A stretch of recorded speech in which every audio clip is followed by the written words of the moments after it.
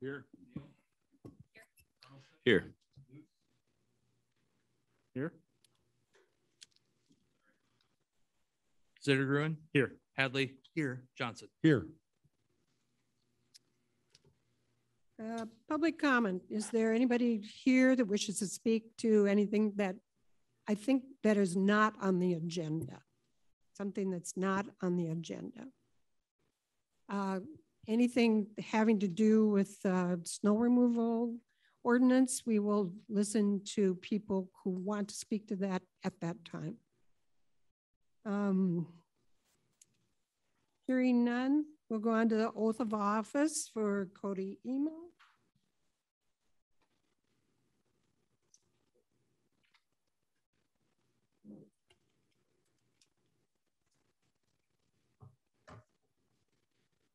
You know, it's kind of been a tradition of the city clerk to swear in our new police officers. Generally, it's either the police chief or the city manager, the mayor. So I talked to the city manager and I talked to the city clerk, Carrie, and asked if we could kind of take over those duties of swearing in. So that's why I'm up here today. We have a new police officer in Decora. It's Cody Emo. Cody, I'm going to have you raise your right hand and repeat after me.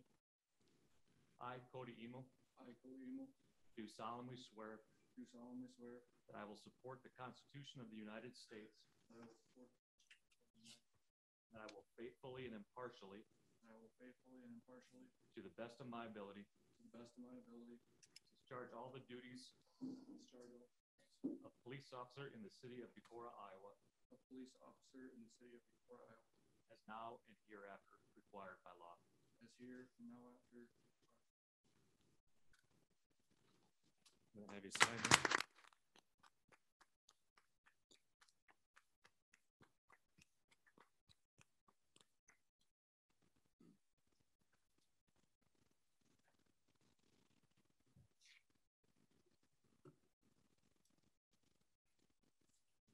Secondly, we've started the tradition of a badge pinning ceremony here in Decora a few years back, so we're going to take care of that today too.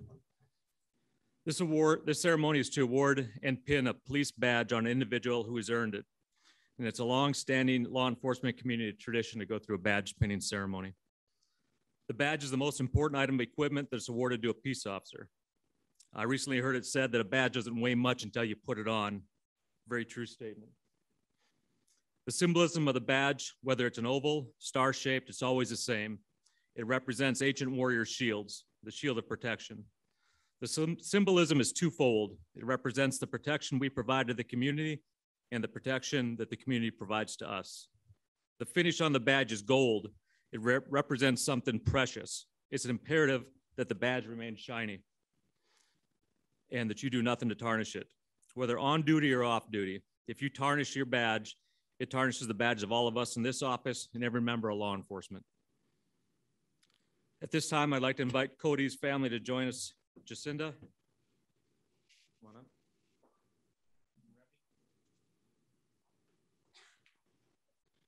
Cody's chosen his wife, Jacinda, to do the honor of pinning the badge on him tonight. Do you want me to hold that, baby? Yeah.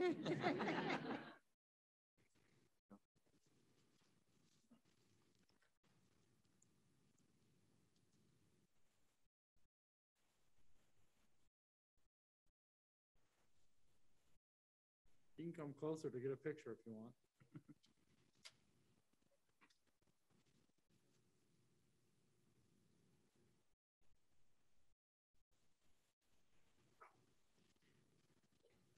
Nobody's even looking. Take it.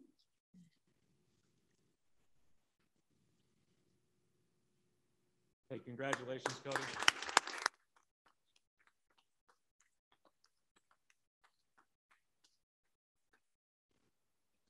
I want to share some words of advice for you, Cody, while you're here. Number one is show gratitude. You wouldn't be here today if not for your family. Remain humble and accept feedback, both guidance and criticism. Challenge yourself. There's a lot of opportunities in this profession. Take advantage of it. Possess your integrity and conduct yourself with integrity throughout your career. And lastly, take care of yourself. A work-life balance is the most important thing in this line of work. So thank you for taking time and thank you for sharing him with us. And congratulations to you for the job. Thank you. Thank you.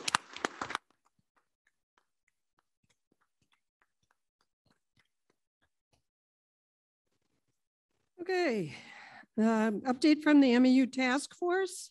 I'll ask Carly Hayden Foster to come up to the microphone.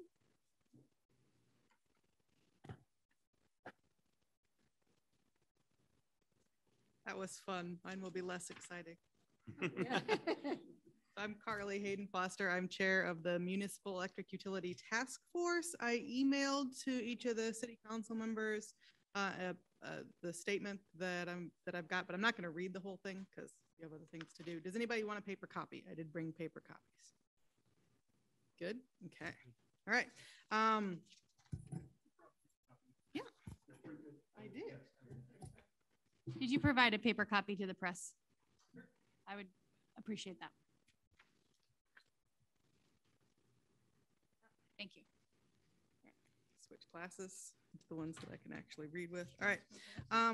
So we are a task force that was established, you'll recall, back in December. We began meeting in January. I provided an update to you back in March. And so this is just another update letting you know what we have been up to.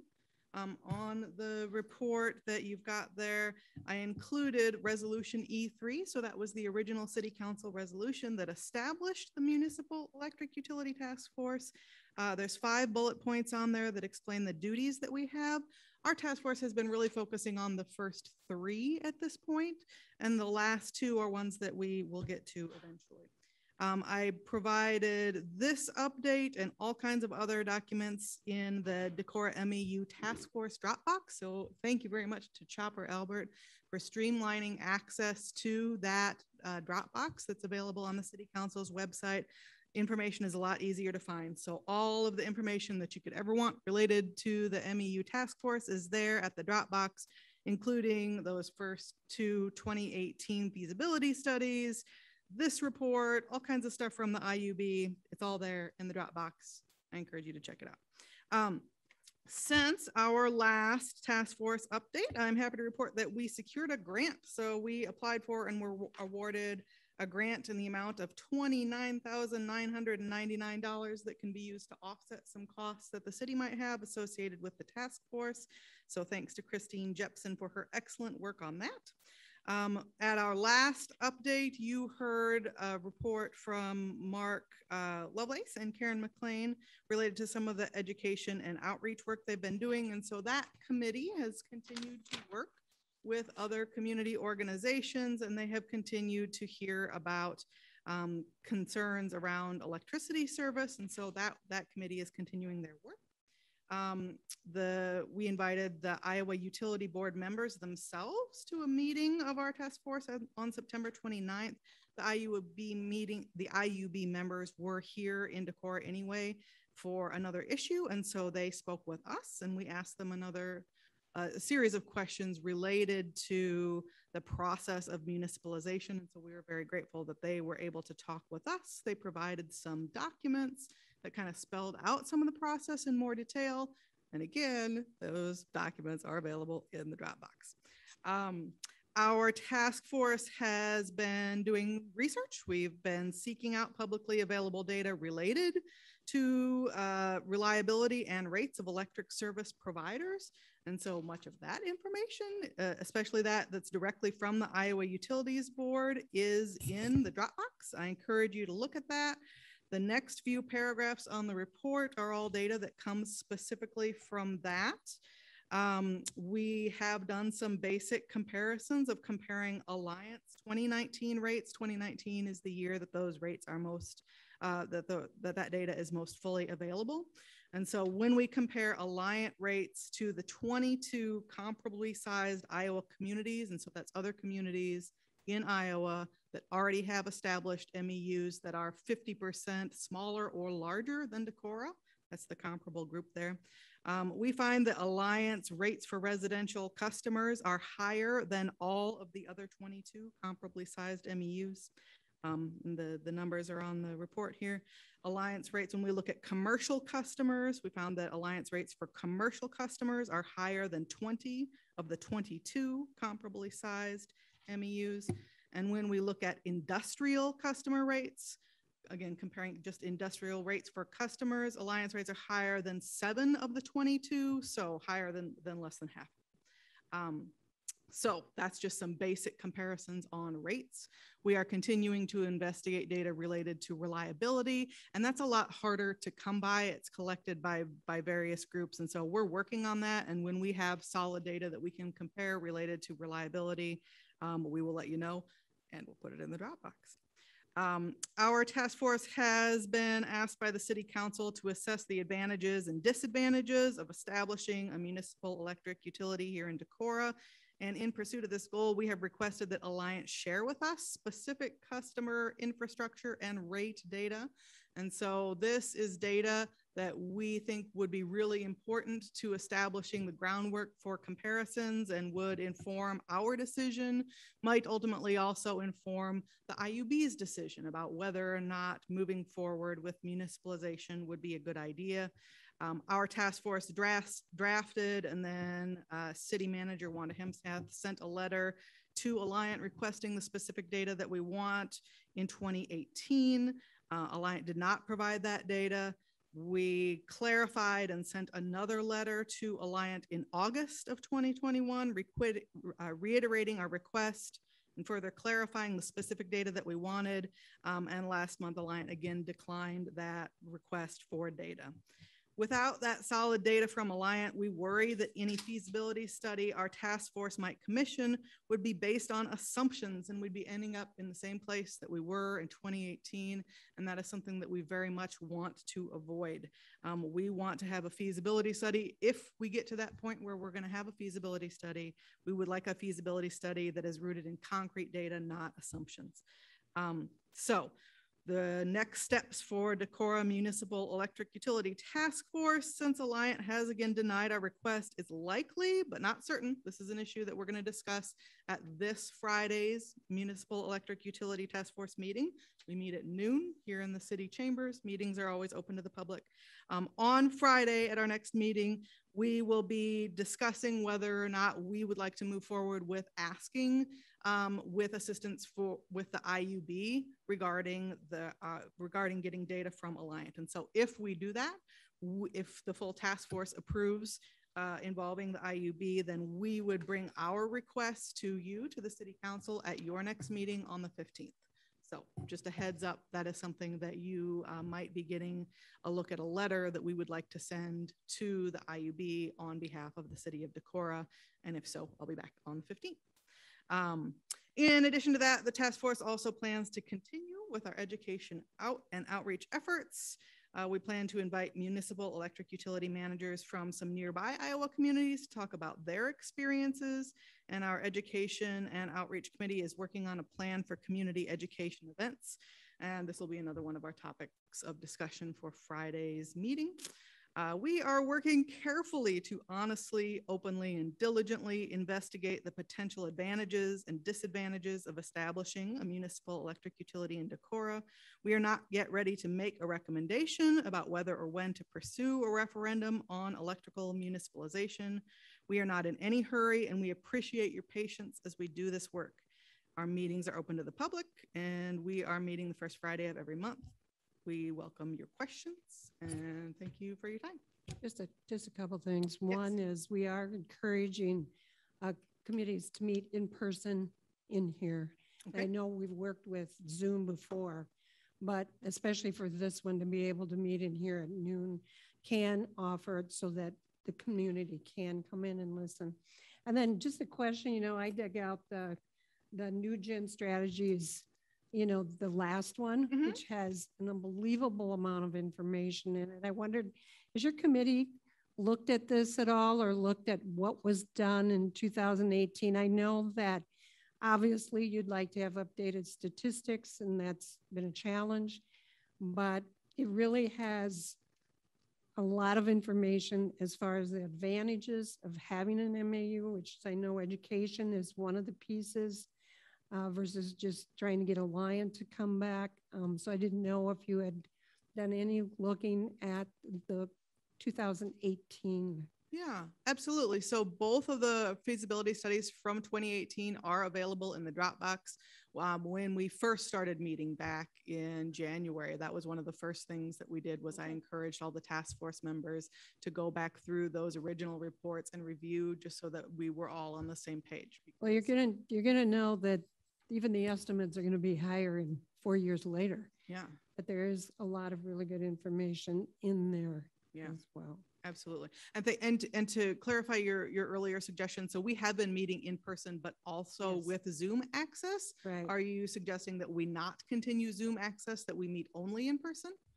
I would prefer that just because I think it's really important for people to be in the room and know kind of what the transparency is. But there would be no reason not to have Zoom available. Like if I want, Um, I can't come, but I can Zoom in and listen. I know that, we talked, I know Travis and I talked too about the Zooming piece. And so we need to be definitive as far as, whether you accept, maybe that's council, whether you accept Zoom attendance at such meetings. Well, Go ahead. Well, let me say, it sounds like this is a good conversation for the whole council to have some time about this. Just And, put it in but in the okay, meantime, maybe we can just sure. encourage the MEU That'd task be force great. members to try to be there in person. That'd be great. And then perhaps council could kind of consider this prior to maybe the January 1st meeting when we first do the organizational meeting. Are you talking know. about for members of the committee, or are you talking about just to have the Zoom link access for people to come? I think it's sort of both. Because my understanding is that the members are there, but people can Zoom in and listen, essentially. Usually most of the members are there, but there have been some times when members have Members had to couldn't be travel there. Right. or be out of town, or like the meeting 2 meetings ago when I was at home awaiting COVID test results. I was going to say, or right? waiting COVID. I mean, we're still in a pandemic, but I don't want to derail what we're talking about No. now. Let's just Can I- make sure that we put that out too. Yeah. Because we can discuss it between now and like January 1st. So can she leave what she's doing the Sure, same? that'd be fine. Okay. Carrie, can I make a request? And Chopper, thank you for organizing Dropbox, because I am not a fan of Dropbox. But in the notes of tonight's meeting and because of Carly's presentation, in the notes of the meeting, would it be possible for you to put the Dropbox link for all this reference material in our council notes for tonight so that people reviewing the notes and maybe reviewing this recording have more immediate access to that Dropbox link for the task force? Yeah, and maybe just to explain, if you go, for anybody who is here remotely, if you go to the City of Decorah's website, you go to the boards and commissions and you click on that link, and then you scroll down and you'll see the Decorah MEU task force. If you click on that, then underneath that, there's a folder for the Dropbox, and that's where all of these documents are. And is that not where they would click on that and then go in and find all of the, Yep, I'm just asking that Yeah. the link be put into the minutes because it's been referenced and people who aren't here Yep. can see it that way. It's on the website. It's not like we're sharing something Okay. secret. It's literally just asking to put a link okay, that's not 3 levels down on our website, in a commission, in a committee, in a thing, in our notes, please. A link in the minutes. The link in the minutes. Okay. After her indication of Well, speaking. Actually, couldn't we just get that section of the Dropbox put into our Dropboxes like we have with Pnc and Board of Adjustment? Yep. But Well, I that's think we not what I'm asking. I know, but I'm just saying, would yeah. that be simple? I have some questions about it. I got a question for Carly before we get sidetracked further. I do too. Go ahead. okay, let's go to the questions. Okay, when Mark Loveless and, excuse me, I forget the. Karen McLean? Karen Karen McLean. McLean, thank you. We're here. They had been out and met with the largest employers and they were going to have a report. What was the consensus of that report? What are those employers telling the MEU? I don't think that Mark and Karen got to a point of a consensus. What they were doing was they were trying to hear concerns that those large employers had. I guess that report, if you're interested there, that summary of their report is in the Dropbox. But the main thing that came up in all of their conversations was a focus on rates and reliability. And so that's why we have been focusing our research and trying to dig more information on rates and reliability. And it's worth pointing out that Mark and Karen started their work with that particular constituency because that was one of the tasks that they were asked to do in the city's resolution establishing it. But that's not the only community groups that we want to speak with. And so we are continuing to do outreach with additional groups. And then when we are done talking with lots of these different community groups, I think at that point we'll have a more full report. Rather than having a report just on this one constituency, we look forward to providing a report from all of these communications and all of these different constituencies together. I have a couple questions related to bullet 3. Okay. And actually some of it has to do with just getting data from Alliant. So my understanding, I sat in on the utility board discussion with the utility members, which was fabulous. So thank you for organizing that. And thank you for all the work that you and the task force are doing. I am most interested in bullet number 3. And I felt like at the Iowa Utility Board meeting that there was a lot of reference to the fact that there's currently an open docket. So they can't actually comment about 3, but there's an open docket. So submit something into that docket, which seemed like, again, a call for us to submit something related to the process of municipalization and the barriers that a city experiences. So I'm hoping that that is still in the works, that type of complaint that could be entered into this docket. Along with, in that, I'm hoping that there is another avenue if we don't get something from Alliant to really think about, can we pressure the IUB then to give a depreciation assessment so that at least from the Iowa Utility Board, we could get a consensus in terms of how will they depreciate inventory that is consistent so that when Alliant creates a feasibility study and we create one, we at least have to use the same type of depreciation value. When you look at the 2 studies, one of the biggest differences was that depreciation. We walked the lines. We know what the inventory is to some degree. We might not know where it is, but we have a good assessment. It would be great if they handed it to us and we could be like, well, you know, we walked miles and miles of line. What does it look like for real? Or what do they have? And what have they changed? But if we can't compel them, and the Iowa Utility Board says, unless we file a case, we can't compel them, at least we could get depreciation numbers or the formula for that. Has the task force talked about that and thought about that?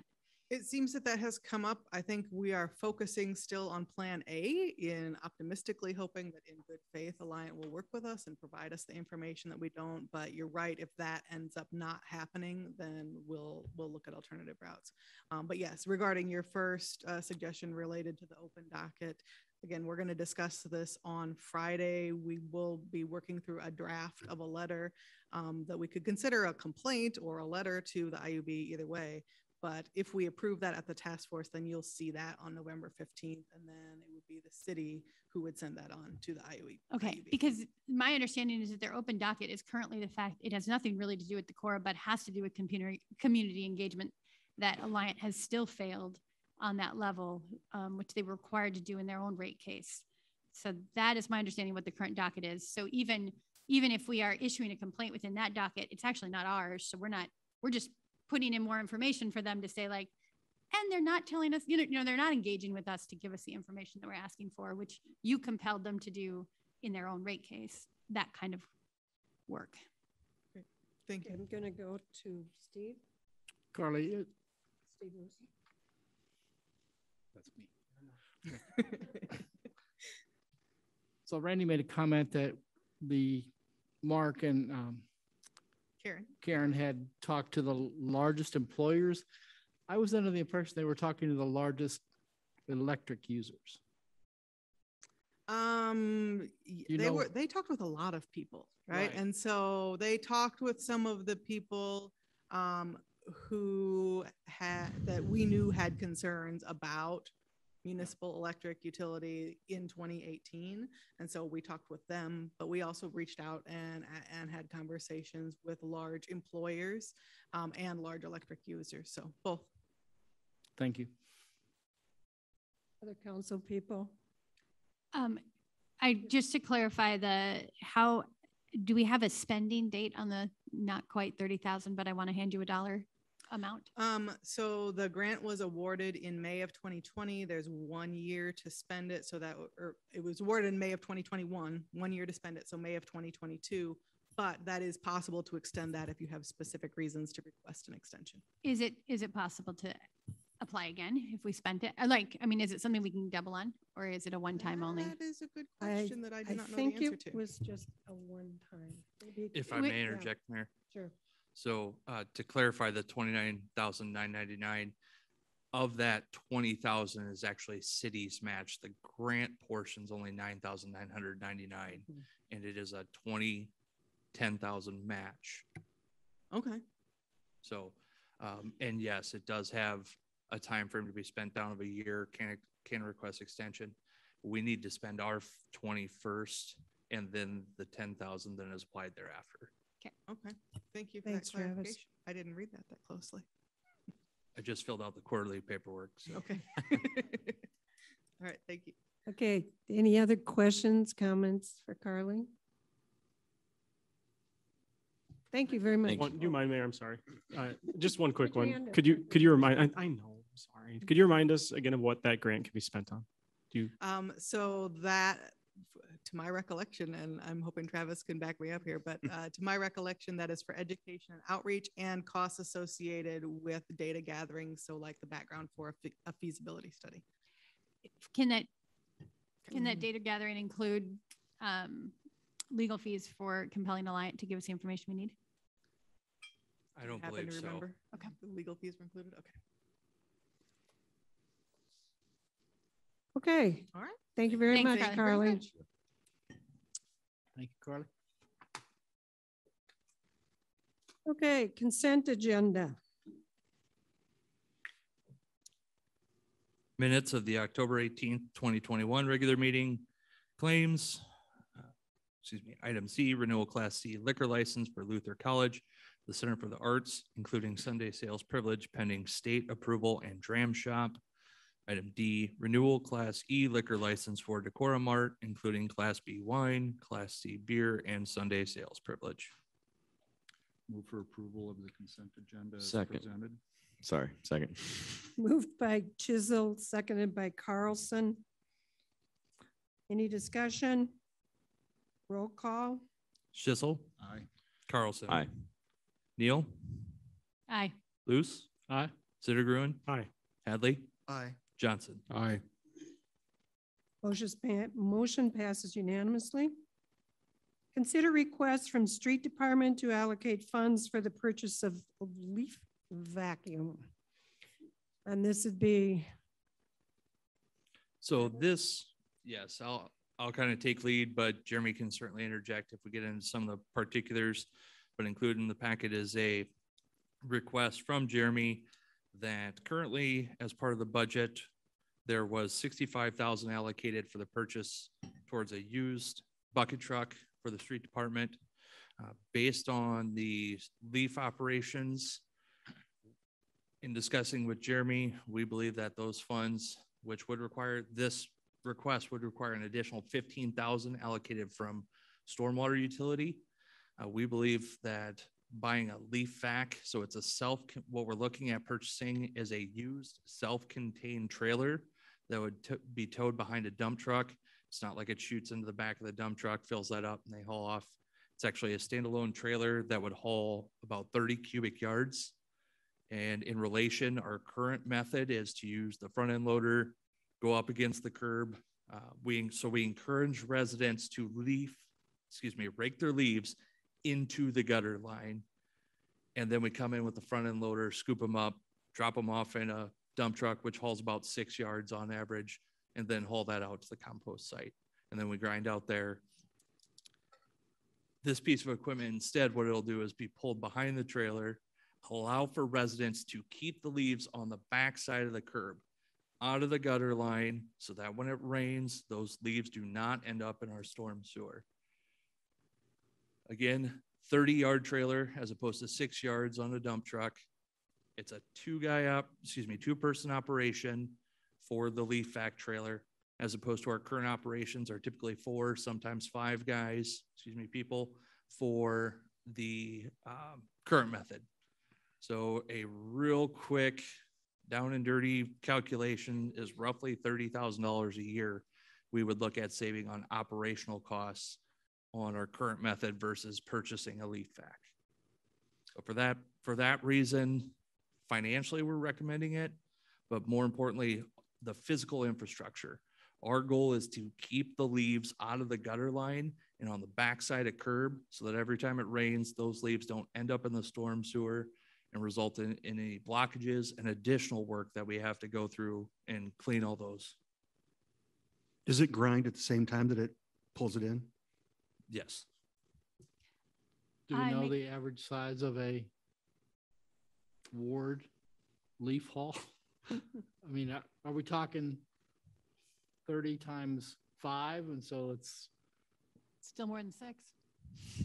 So the real rough calculation that was done utilized a couple things. One is our current labor rates associated with the 4 or 5 person operation, and that just the labor side alone. Now, I know this is not a financial cost savings to the city, but we call it it's opportunity cost. right. There's 240 man hours, I believe, associated in difference between the two methods over one season. So that is 240 hours that we can have people doing other things on the streets.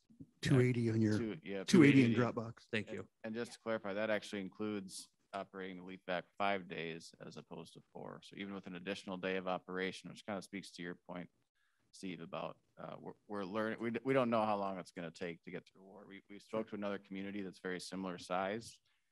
So we have a pretty good idea, but that's why we extended an extra day. But even with that extra day, we still have 280 hours of staff time savings, which is it's a huge thing for us this time of year. I make a motion that we, I sorry. just got one more question for Jeremy, and this is going back to the bucket truck then. How many more years can we get out of our current bucket truck since we allocated for it to replace? Because obviously it needed replacing. So how many more years are we going to push that down the line? Yeah, I think within the next 2 to 3 years, I'll still be on the list. We were debating making a somewhat a sizable repair if we could find. Our challenge now, we cannot find a used one that meets our needs. So I would say within the next 2 to 3 years, that'll still be one we want. Now, the thing with the bucket truck was a couple things. The bucket truck we have now is in serviceable condition. It works based on Sam's feedback. There's some safety improvements you'd like to see, mostly outriggers. This one does not have outriggers, and then also one that could reach a little bit taller, and one that had an integrated chipper box so that we could actually eliminate an additional dump truck that has to pull the chipper. So there was a couple other reasons other than the condition of this current bucket truck that we were exploring an upgrade. A potential solution to that, if I may, we've actually talked about very so briefly, but possibly presenting a budget time, a lease purchase agreement for council consideration. So instead of trying to come up with the larger upfront purchase, as Jeremy indicates, really hard for us to find a used bucket truck meeting our specific wants and needs associated with it. So an option for council consideration may be a lease purchase agreement. Okay. All right. Thank you. Any other questions or comments? Now I'll go back to Emily. Sure. I make a motion that we approve the funding of a leaf vacuum for the streets department. Luce would second. One more. How soon can we get this? $1 million question. That's part of the reason why we requested this change as part of this fiscal year. The used market comes and goes. There was one available about 2 weeks ago that would have been perfect. And so so you don't have one that we have what we want, and we've contacted suppliers to keep their eyes out for one, but it could be this fall yet. It could be next spring. We don't have one in mind yet. We just wanted permission to be able to move quickly if one comes available. Okay. All right. Thank you. Okay. Roll call. Neal, Aye. Luce, Aye. Carlson, Aye. Zittergruen, Aye. Hadley, Aye. Johnson. Aye. I'll say aye too. I keep forgetting to go back up. And a little arrow that says go back. And thanks to staff for putting the Yeah. summary of time savings and financial benefit behind it so that we can make an educated decision. It made it pretty simple. Yeah. The Thank report you. on this one was awesome. I mean, I just looked at it. It was great. Great. Motion passed unanimously. Consider ordinance 1281, proposing city code changes to chapters 10 and 12 of seasonal parking restrictions, snow emergencies, and snow removal policies. Are there people that wish to speak to this? You may come up. I think there's two, I know for sure. Go right ahead. Can we get the other microphone? That will go down. Oh, it does. Yeah, that will go down. That's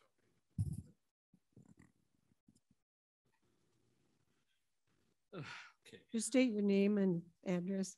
Okay, name's Robert Beebe, 607 Day Street here in Decora. And I saw this in the local paper, so I did some, I would need some clarification and want to know a few other things about it. The seasonal parking restriction, 10.52.290, subsection 1 and 2, and also A.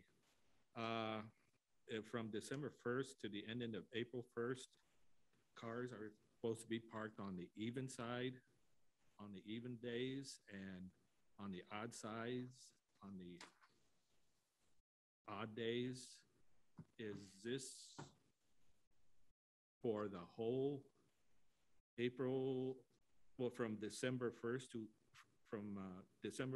April 1st?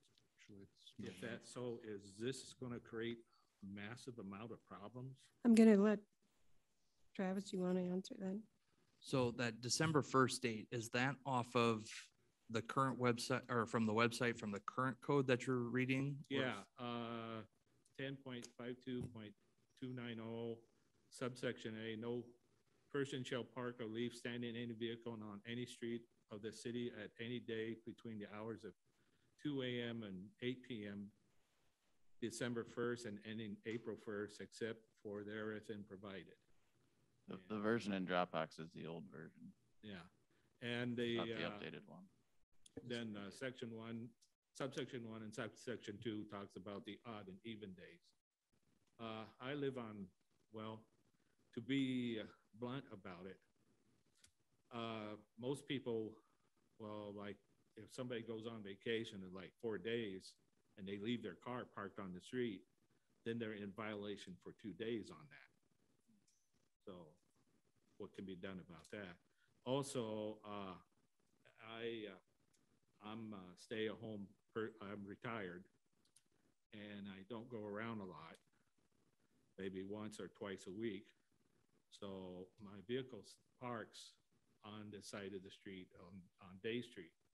So do I have to now go move my car every day back and forth for all the days? And also, I have it written down.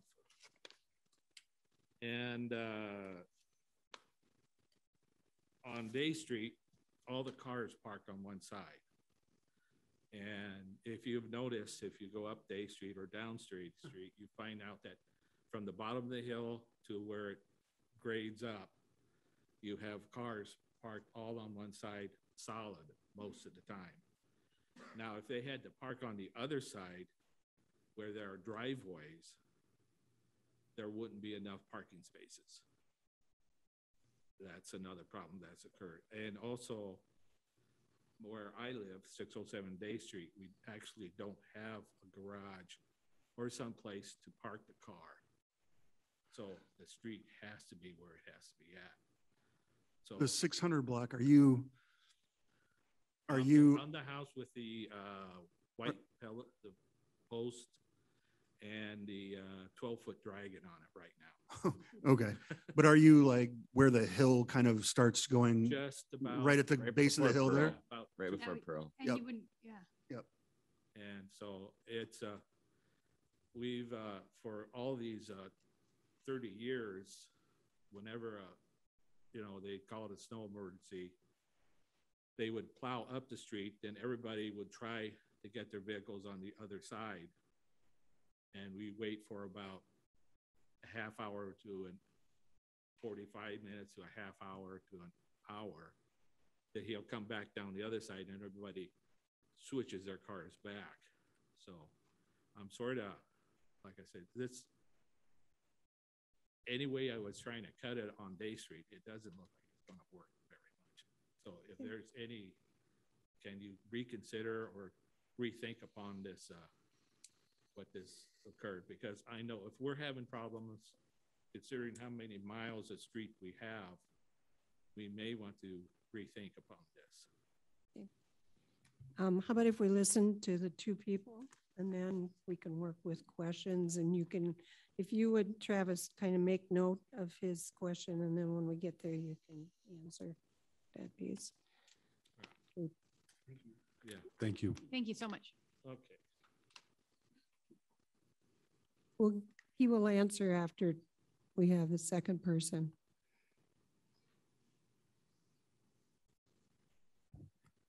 Hi, everybody. Johanna Bergen, 409 West Main Street. Ditto to everything he said. Mayor and council persons, I am opposed to the passing of Ordinance 1281. It may be true that plowing routes are not as seamless as they could be, but it is not true that the challenges enforcing current ordinances and cooperation or lack thereof between city departments should be forced as a new burden for residents to carry. Passing an ordinance designed to make response to snow events work more smoothly, that is attached to every single day of the calendar from December to April, when we rarely have snow at Christmas, is absurd. I am 100% committed to moving my car. I park one car on the street because I live in a home that has room for one car on my lot. If it's going to snow, if it is snowing, if it has snowed, I'm moving my car. To Robert's point, we work in coordination with our neighbors. We have a system. We know not to park in front of our elderly neighbor's home. We know not to block our neighbors' sidewalks. I'm there for that. But this ordinance is doubling the amount of time I spend moving a car for 120 days and adding carbon output in the coldest, hardest season of the year to move a car.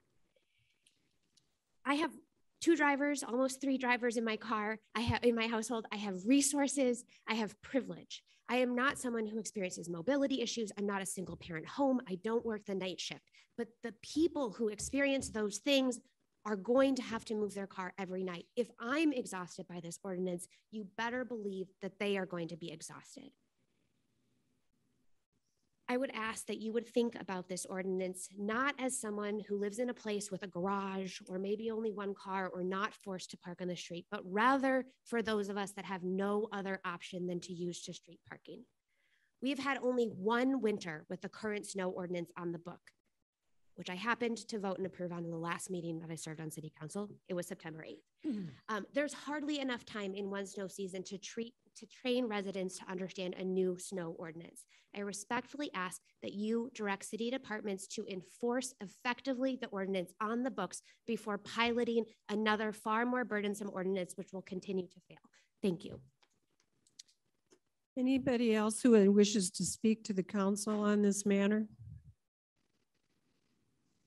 Seeing none, I'll send it back to the council for discussion. And Travis, do you want to answer the gentleman's question about Day Street being parking on one side?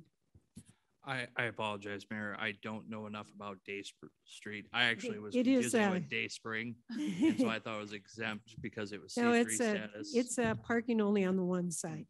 So as we had talked about, the signage that would go in conjunction with this would have to specify that during winter from what's now drafted as November 1, not December 1 anymore. That was the original draft. The November 1 timeframe, the signage would have to specify no parking except, and we would have to have some kind of sign that provides that exemption during the winter. Well, I think Day Street is problematic. I was also going to bring up John too. I mean, those 2 areas, and I don't know if Jeremy has a response to those streets, but when you park cars on one side, there seems to be more of a safety burden. I mean, you know, on Day Street right up there, if you move them to the other side, and I hear the gentleman in terms of, well, there's dramatically reduced parking on one side as well on Day Street from the side that everyone's currently on. You know what I'm saying? Well, on that street, there's more, because of the way it's designed, there's more driveways on the other side of the street, so you can't get as many cars. Right, right. But also the hill, coming down that hill, which is where I believe you live on Pearl Street there. If you were to move all those cars over, and maybe the chief can answer that in terms of visibility on that already ridiculously dangerous street. Mayor, or did you want to say something, Jeremy? Okay. I'll just say that in addition to the two people who've spoken tonight, I haven't solicited it. You all know where I stand on this position. I didn't go drumming up trouble, but I have gotten feedback from several other residents, and I suspect that maybe I'm not alone in that. No. Looking at some heads nodding. So I think this is an example of the process working. That's why when we're passing new ordinances and considering big changes, we leave them out there for three sessions so that the community can come to us with their ideas and their concerns prior to us making it a law. I'm not saying that sometimes when something is unpopular, it's still the right decision and councils ought to vote for it because they have, we're the ones who get all the information. I still think that this is a bad ordinance, and so I plan on voting against it regardless. But I'd like to take the temperature of the council about a potential table so that we can think through potential alternative ways of approaching I'll this. weigh in. I've also received some feedback, Stephen. It was all negative and none in favor of. Yeah. And I'll be changing my vote this evening.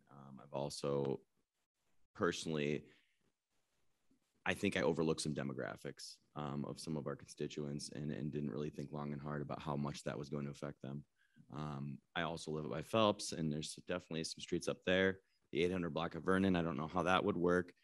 And I'm sure if we started going street specific, we'd run into all kinds of other streets that we're going to have issues with. So I'll be voting no this evening. That I also had feedback from constituents, and the problem that I had was being able to clearly communicate what it was. And since there is street specific language and it's not necessarily uniform, it's the clarity. To Johanna's point, the snow ordinance we have on file isn't easy to communicate either, but these changes are equally hard to communicate. So the feedback that I got would make me change my vote, in that it's just difficult to explain in 5 minutes. And if you can't explain it in 5 minutes, it's very hard to enforce. And that'd be my feedback. Why don't we just go the rest? And go to ditto. the rest. Let's go to Kirk. Yeah, I have questions about it too, and concerns, and would like to look at it. Steve Lewis? I'm a believer, if it ain't broke, don't fix it. And if we've only been one season in our current ordinance, but yet we haven't done enforcement on the current ordinance, it's just been waving, we see your park wrong. I think we do need to enforce what we have on the books. Let's see. You stated, Randy?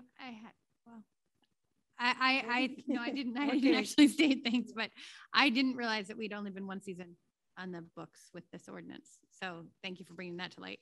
And I have had numerous emails, very unhappy constituents. And I agree with Steve that there are times where I think we have to make really hard decisions. I don't think this is one of them. I think maybe we can go back to the drawing board to figure out what the compromise is. But I do think hopefully residents will tune in more, right? I mean, I think we have to honor the fact that it was brought to us by our street department, who's facing difficulty plowing our streets at not only safety, but time, money, and resources of the city.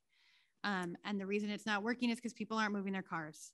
So while I agree we need to table this, I also want to be cognizant of the reason it was ever brought to us. It wasn't that we were trying to be difficult, is that we have really hardworking individuals of the city who have a really stressful, difficult job. And when people don't move their cars or go on vacation and don't have plans to move their car, if they go, if there is a snowstorm when they're gone. So I'd really ask residents that if this is the second year that we continue to do this, please move your cars and recognize that maybe you need a backup if you are going to be out of town for the day and it says it's going to be snowing in the forecast. Can you find someone to move your car? Leave your key somewhere. Oh, It's just, you know, we have, I want to be able to find the balance between on someone moving your car. Okay, ask your neighbor to move your car.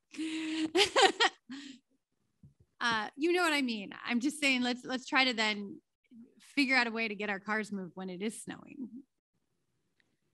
Randy? Well, we've had alternate side parking when a snow emergency is declared for many years. It's just we don't get the cars towed and moved if they are in violation. And I don't know where the communication breakdown is between the departments, but I know in talking with the guys that are out running the trucks, they get very, very frustrated when they call in and there's cars parked where they're not supposed to be and they're still there 2 days later and we can't get it out. And then if you have a melt and a refreeze, then it's a real burden. Almost came up there. Okay. And coming down Day Street too, though, I do know that if cars don't move there, then you start getting those snow piles and that makes that road that much narrower. So when there is a street, and I'm not going to just pick on your street, sir, because there's plenty of other streets with one side parking only, and if 2 or 3 cars do not get moved, it narrows it up. And I know our fire department has a real bugger of a time if they go up Mechanic and have to turn east on Broadway, because up there that gets very, very narrow very quick, and that's also a bus route that the buses take. So I mean, outside of this, one of the other suggestions was doing a no parking on the streets from midnight to 8 a.m. to give our street department a chance to get out there and clean. And a lot of communities do that also in the wintertime. So, I mean, well, it sounds like with this, there's more work to be done with it. There does. Mayor, I move to table the motion. I'll second it. Okay, motion made by Zittergruen, seconded by Johnson to table this ordinance, which would be the second reading. Discussion. John, can you tell me how is that, if you table it, and what's the protocol for moving ahead with a second reading, or do they have to actually? If you table it, you should put some type of date or what you're going to do with it, so there's an idea of when it would come back, so it's not floating out there, whether that's send it to committee or send it to staff. But there should be, I think we have something in our rules, maybe even there should be something. Who seconded to me? I'd like to table and refer to streets. No, just wait. If that's a friendly amendment. Yeah. I tell you what, why don't you just wait a minute and I'll come back to you. How about that? Because my question is, would it be better to vote it and vote it down on the second reading? Because it sounds like what you're going to be bringing back is going to be different than what this ordinance is. And if that's the case, I mean, this thing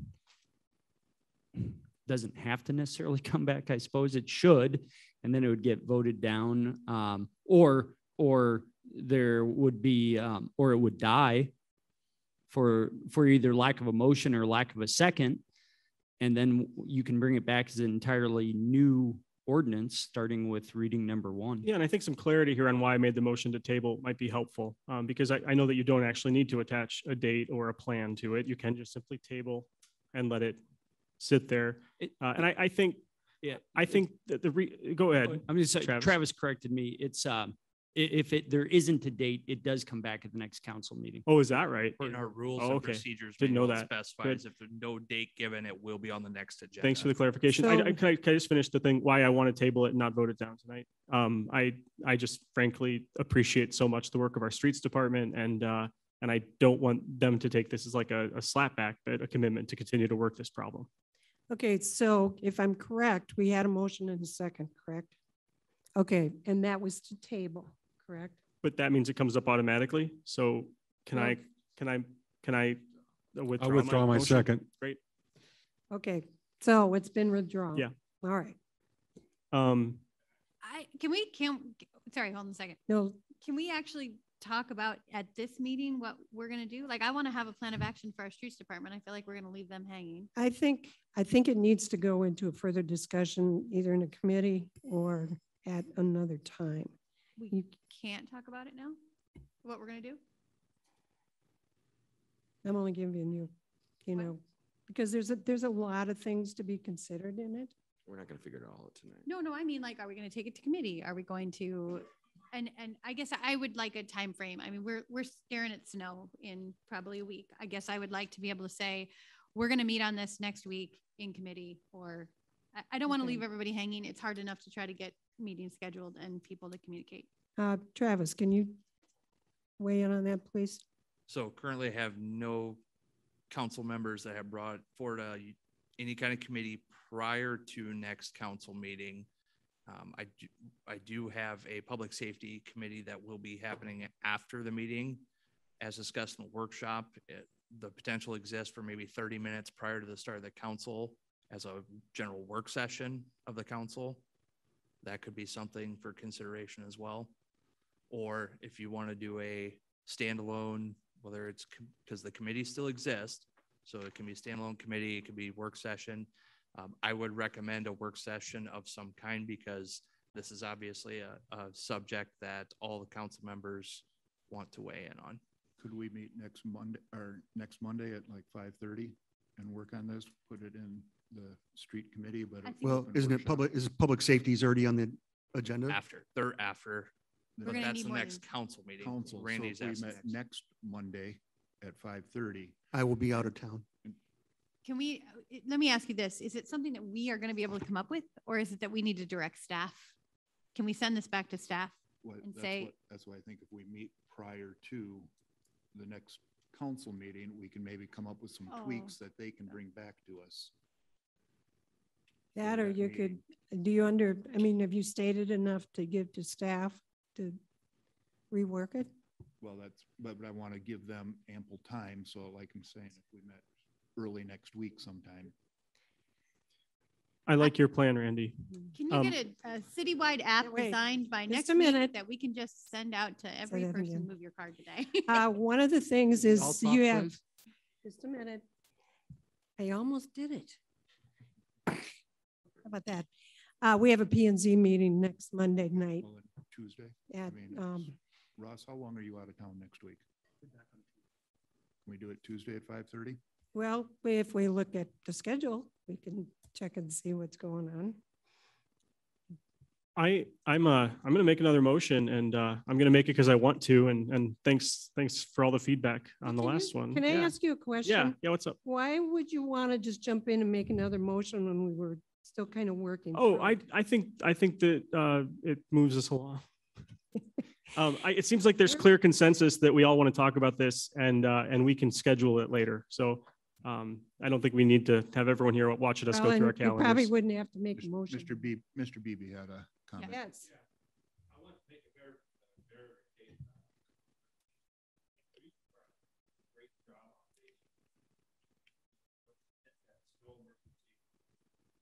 the people with art on the other side.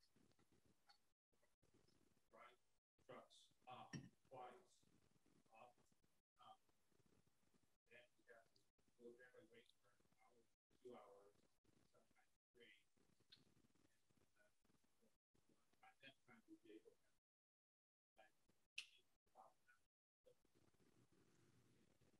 Bay Street open for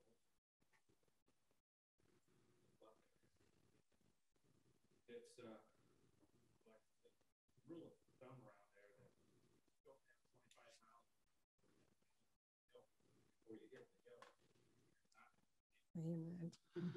Okay, thank you. My recommendation, based on our last meeting where we discussed bringing things to a committee or not, some of the feedback that I had heard also involves enforcement, and that was also Randy's point, and I don't know other council people's points.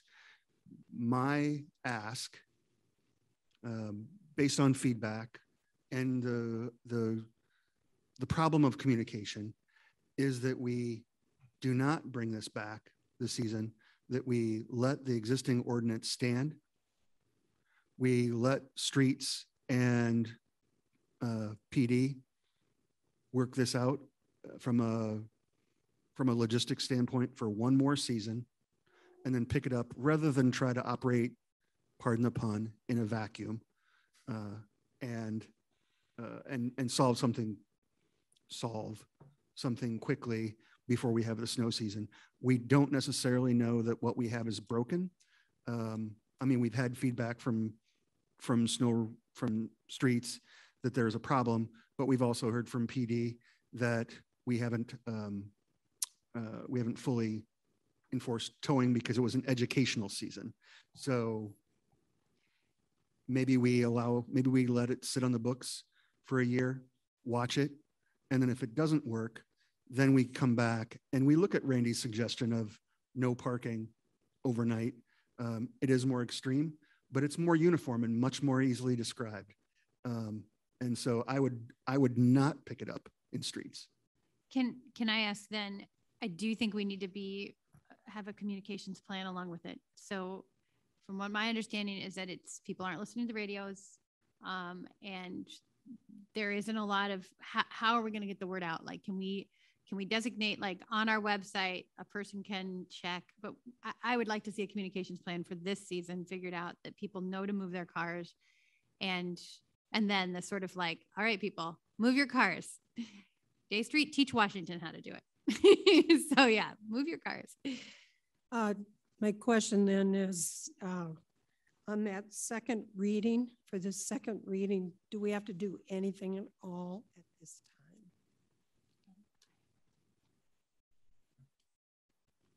Well, No, because you well, there's a motion that's been made to approve the ordinance that was seconded. So something. But I thought they withdrew it. They withdrew the motion to table. Okay. There is no motion on the floor. Then if you withdrew your motion, And we there's never no made a motion motion on the to floor. approve I guess no one made the motion. I withdrew my second. There was never a motion to approve. Okay. It. Okay, So okay. just- Well, he thought there was a motion. Okay, so then, have you got that clear? Then can you tell me do we have to do anything with this tonight? Well, it dies. I mean, the second reading doesn't pass. So But now with that said, we have in another part of our city council rules, you can't bring back an action that has died within 1 year, or that has failed to pass. Yeah, that has failed to pass. So you could bring back a different version of it. And I think we've always said, as long as there's some substantive difference to it, you can bring it back, but you just can't bring back the same ordinance within a year. So someone could make a motion to table this for further discussion in 2022. That's what we should do, because I don't want to see us. Yeah, If we get let's- here in a year, I don't want to have our only option be no street parking. Correct. So I Just- think we should I table. think we ought to work on it then. Okay, and just a have it in minute. Can ready to go. Okay, just Work on it. hang on a minute while they are conversing.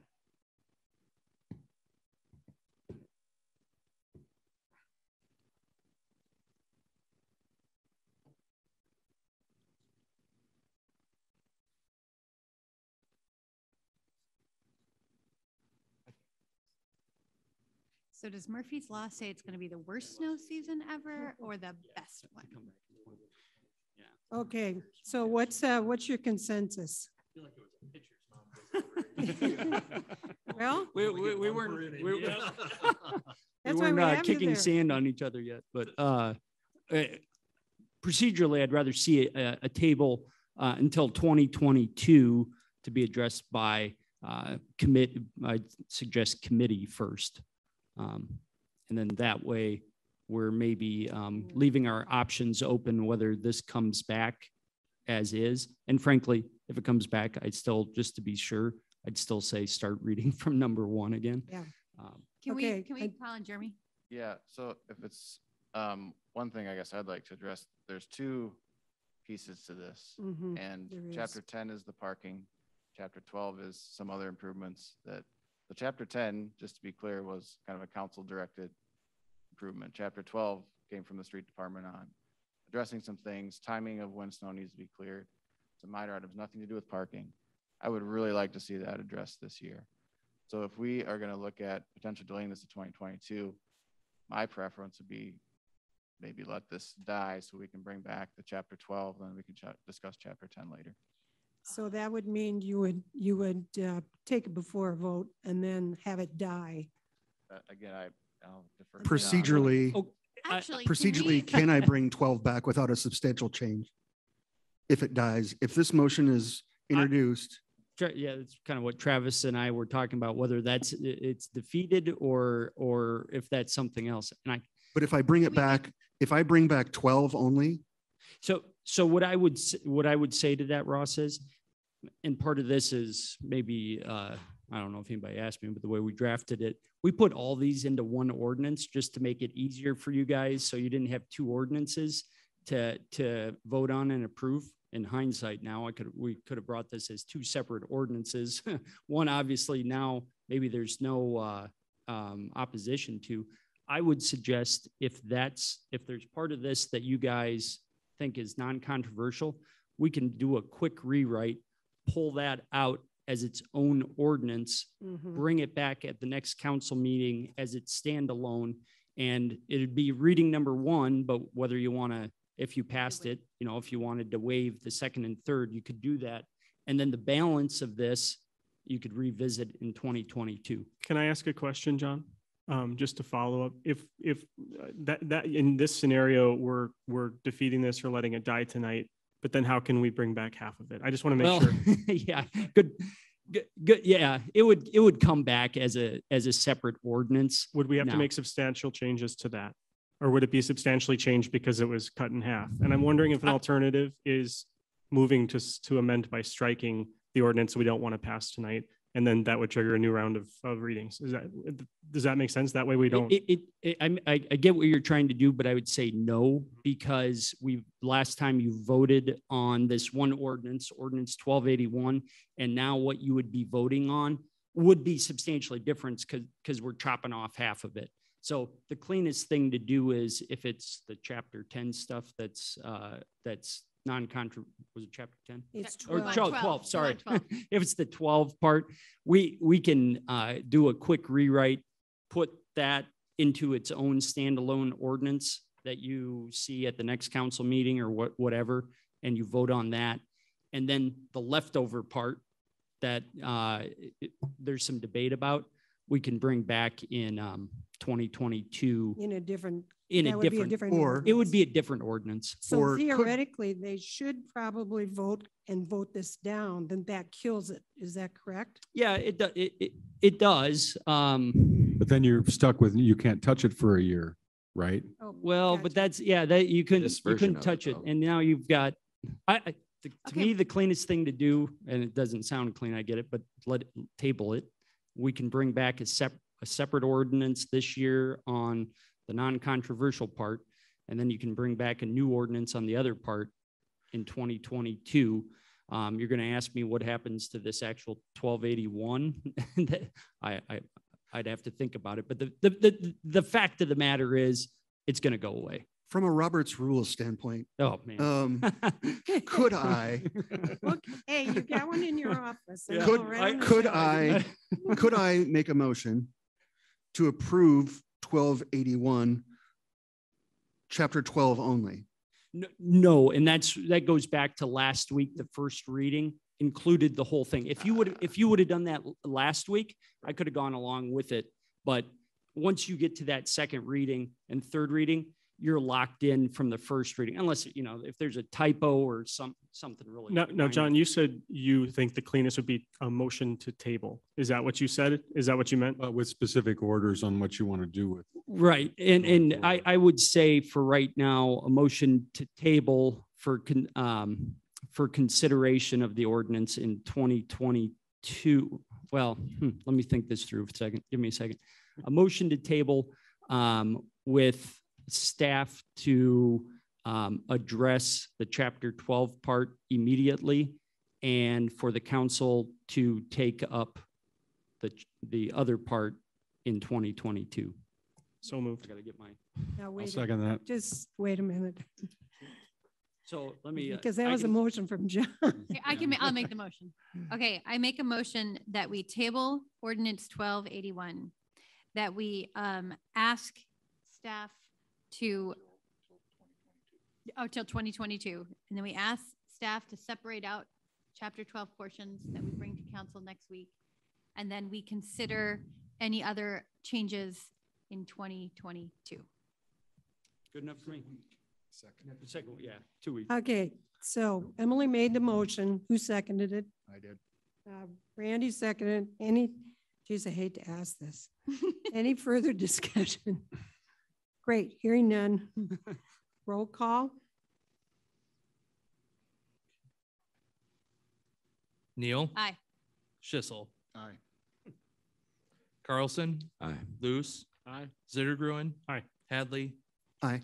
Johnson? Aye. Thank Okay, you so so much that's- for coming down tonight. Thank you. I mean, I think Steve said it first, which is a really good way about how we sit here and we think like, okay, we're considering city budget and we're not hearing from constituents. And to all the constituents who wrote me this week, thank you for paying attention and for continuing to voice your concerns. Okay, and then next time we will consider something with 12. Section 12 in order to be able to work with that this year. Okay, consider approval and certification of 2021 residential tax abatement applications. You have quite a list in front of you. Travis, you want to work with that? Yes, so all of these applications that are listed are eligible under the 2014 Residential Tax Abatement Program, again, amended in 2018, I believe. These are all the applications received through year to date. And so you'll see a couple of those dates are way back. Our current plan says that all applications will be submitted prior to February 1st. I believe that was more procedurally based on getting them to the assessor for their tax calculations. In speaking with the assessor, he's actually asked that, we had a stack of them that needed to be approved. Go ahead, get these approved. He has asked that if possible, and I would like to recommend this, so we're not holding on to these all year long, approve them as they come in on a road, just through the consent agenda, one at a time. But all of these, the top portions listed are new construction, and there is a separate section for the addition remodels that are eligible if you're exceeding by 25%, correct, John? 10%, Greg? I believe. Thank you. And this can be done in one motion. I would move for approval of the tax abatement applications. Second. Motion made by Chisel, seconded by Carlson. Any further discussion? I wondered about adding on the idea Travis suggested that the council will act on the pieces as they come as part of your motion, Randy. Didn't we do that yet last time? They've been approved on an annual basis like this. I'll withdraw my second. Randy, if you want to change yours. Well, we've done them onesie twosies in the past, though. I don't think so. Yeah, we've A had some couple. come in There's after been a the couple date, that have so I trickled in. mean, Oh, yeah, we've you're set right. the precedent, so. That's true. It seems like that'd be up to staff discretion, right? Yeah. I mean, So is it, I'll move to approve these and in the future, take them as they come. Second. okay, any further discussion? two quick things. A year ago, when we were doing this, I said, will we have an opportunity in the next year to discuss this program systematically? And we did not. I was told that we'd have a chance to discuss the desirability of continuing this tax abatement program. And there were a lot of staff transitions at work that I think I'm not sitting here like we didn't do it right, but I want to have that conversation as a council. I think that's important. This is an expensive program for the city. It gets us a very desirable good, which is incentivizing new housing construction, but it costs us a lot of money. And I think some of the information that would help us as we make this determination next time would be the cost of the infrastructure that supports especially this new development, this greenfield development. I'd like to know the depreciation on that over the next, let's say, 30 years, by the time it comes time to rebuild the road that runs in front of these houses that we're giving up full tax value on for 5 years of that 30.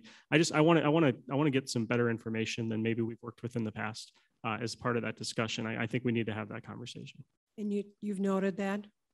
Okay, sounds good. Roll call. Schissel. Aye. Carlson. Aye. Luce. Aye. Zittergruen. Aye. Hadley. Aye. Johnson. Aye. Neal. Aye. Motion carried unanimously. Okay, I believe we have number, okay, I'm not gonna pull this up. I'm sorry, Mary, I couldn't hear you. Number 10. Conduct public hearing regarding the sale of public property at 701 Maple Avenue. Travis, No written objections or anything received. is there anybody who wishes to speak to that? I'll open a public hearing. Do not see anybody. I'll close the public hearing.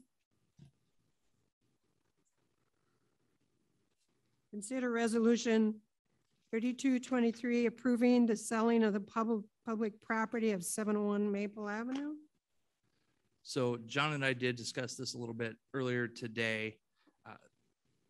City code does specify that P&Z needs to make a recommendation to council. There was discussion at the P&Z level about the generalities of the project. However, no offer was received at that time. So what I believe John and I discussed today, we'd like to see is if the council is so inclined to accept the offer of $38,000 for the lot, to make that conditional upon planning and zoning's recommendation. I move we accept the offer conditional on planning and zoning's recommendation. I'll second. Okay, we had a motion by Zittergruen, seconded by Neal. Any further discussion? I think this is a great win for the city and the fruition of a plan that we put into place a lot, getting rid of a piece of property that was an eyesore for the neighborhood and potentially dangerous. And instead, in 10 years, we're going to be enjoying property that's producing taxes that support the community and more housing. So we took a little bit of a financial loss in the short term, but there's going to be tremendous financial and non-financial gain in the long term. Thank you. Roll call. Zittergruen. Aye. Neal. Aye. Hadley. Aye. Johnson. Aye. Schissel. Aye. Carlson. Aye. Luce. Aye. Motion carries unanimously. Consider right-of-way boulevard easement or lease fee administration policy. Okay. Travis? So I'll start with this one, but I'm going to have John jump in on occasion and possibly Jeremy as well. So whenever the city has a physical, I want to emphasize it's physical in nature, not just, people want to utilize whether it's a special event or be within right of way for a commercial purpose. But if there's physical structure that's going to be placed in right of way, that we're looking at potential easements or leases to allow for that. John, I think some discussion was had prior to my arrival, excuse me, on getting something like this set up. So it was a continuous uniform approach to these. Yeah, just a little background. So we've seen some nature of this once or twice a year. And going back in time, we had Vesterheim, we gave an easement for some portals. We've had a parking lot easement over on Commerce Drive. We did the patio at Good Times Grill. Nordic Express had a sign easement in the boulevard that goes back a couple of owners. There was something somewhat similar, although maybe it's not arguably commercial, was with the new Quick Trip where the detention pond is there. I say that's not quite as similar because you could say it's stormwater easement. It's not necessarily for a commercial purpose. Obviously, it supports a commercial enterprise, but Chad, and then a couple other examples would be we've had some stairway easements. We had the one at Impact Coffee behind in the alley behind there, and also behind the Midwest Group Benefits building. I think that's where the Backwater Spirits way is. And Chad and I have talked off and on, and we'd always say, well, we should set some uniform charge, lease, whatever you want, fee for these types of things. And to be clear, you might treat the stairway easement different and the parking lot easement different from a sign easement in the right of way. Now that's up to your discretion.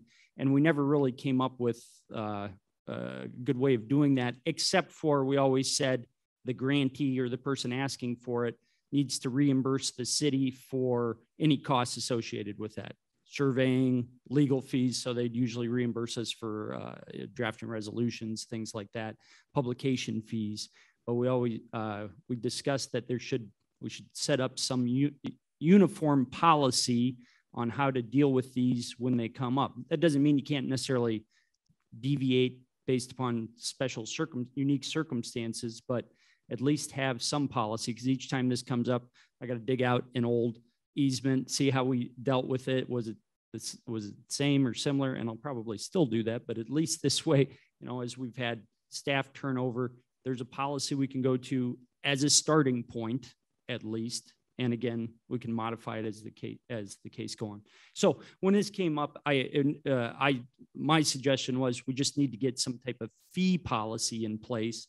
Ross had some questions that were good that brought up, well, do you want to put in some other standard provisions in this administrative policy also, such as indemnification, length of like a sign easement. I'll give you the Nordic Express sign easement in the boulevard was like 50 years, but it was that one was non-assignable.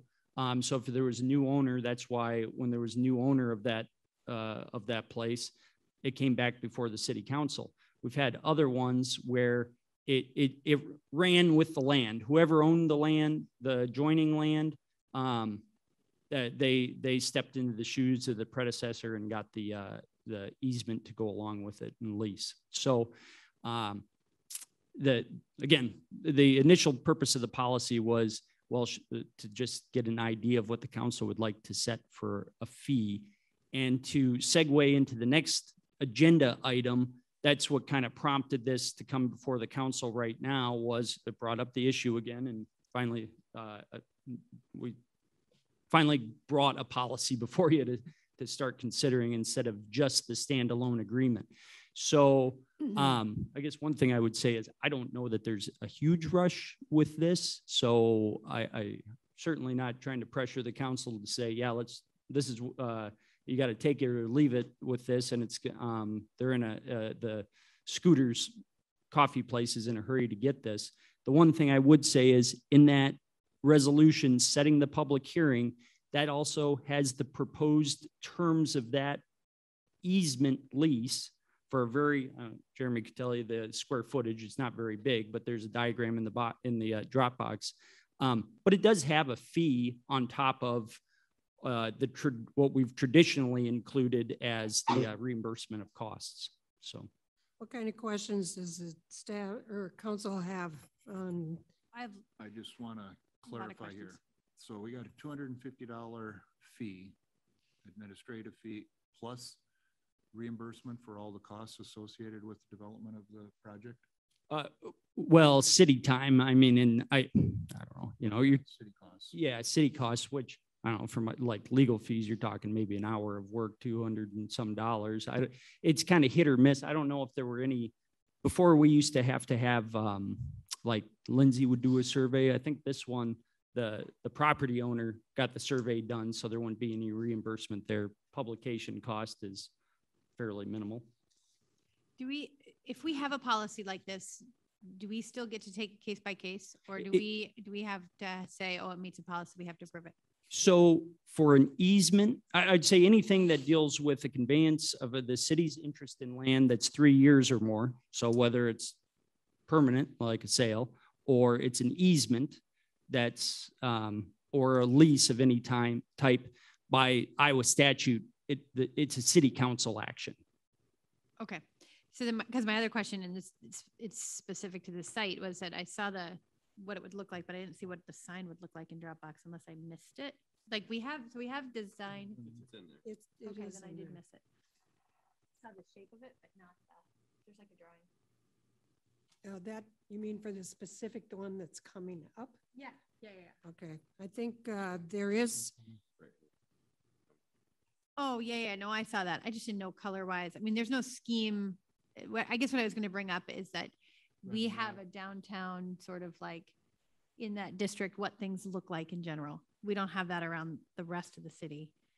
So I guess there's a part of me that kind of wants to know a little bit more detail, color-wise, scheme-wise. That would be dealing with the next item, not with the one item. So I'll ask a related question. Then, Right. Which so is, I guess, but it goes back to when we have an administrative policy, we just take things case by case. Is that the? Well, to be, no, I mean, Travis can talk about maybe about administrative policies in general, but those aren't usually even approved by the city council.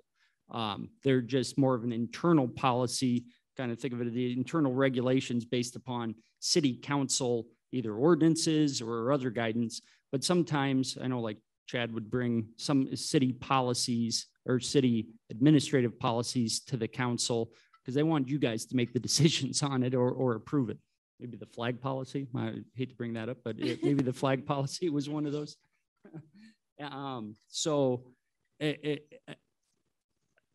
So back to your question, again, if it's anything to do with the conveyance of the city's interest in real estate of 3 years or more, regardless of the policy, it still comes back to the city council. I think we're just looking at it as a guide as we work these things up to know what the city council would like to see and generally find acceptable. I guess more questions for you then. I'm glad to hear that this would come before the council on a case-by-case basis, because I don't want to be establishing something that might be interpreted as a precedent for, if they dot the i's, cross the t's, and pay us the $500, it's a rote matter. I think that this should be an exception and not the rule, giving easements away in our boulevard. And so I'm glad to hear that this isn't like binding our hands or future council's hands. I guess my question then is, let's say we give an easement to a gas station to put up a price board or whatever you call those things. And then a new owner takes over and they change it into they use the same pillar, the same easement. I guess what I'm saying is when we draw these easements, are we ensuring that substantive changes will render the easement null and void, or does it grant an easement for the construction of commercial promoting structures on the property? I go back again to the Nordic Express one. That's one where there was an actual sign, and actually there was two parts of that. There was a sign and there was a canopy over the gas pumps. And I can't tell you off the top of my head if there was any type of approval. Like the last go around with that in 2016, it really wasn't for approving any changes to the sign. We had to do it with that one because there was no assignability of that easement. So when the new owner came in, they had to get an agreement with the city, and there really wasn't an emphasis on the sign itself. When that originally went into place in the 90s or whenever Pnc, I have no idea. Kirk, it's institutional memory. And I think Jeremy might know on the east side of College Drive, there might be some easements for signs or things that go back to the 60s, or I don't know. Yeah, well, that used to be the state highway. Yeah. So you got DOT setbacks there and not city setbacks along Montgomery and College Drive. Yes. I appreciate the wanting to streamline and to have a set fee. And certainly at the very least recovering our costs. So I don't know whether it's easy to just say, if the administration policy is reimbursement of costs plus like $25 just for publishing or whatnot.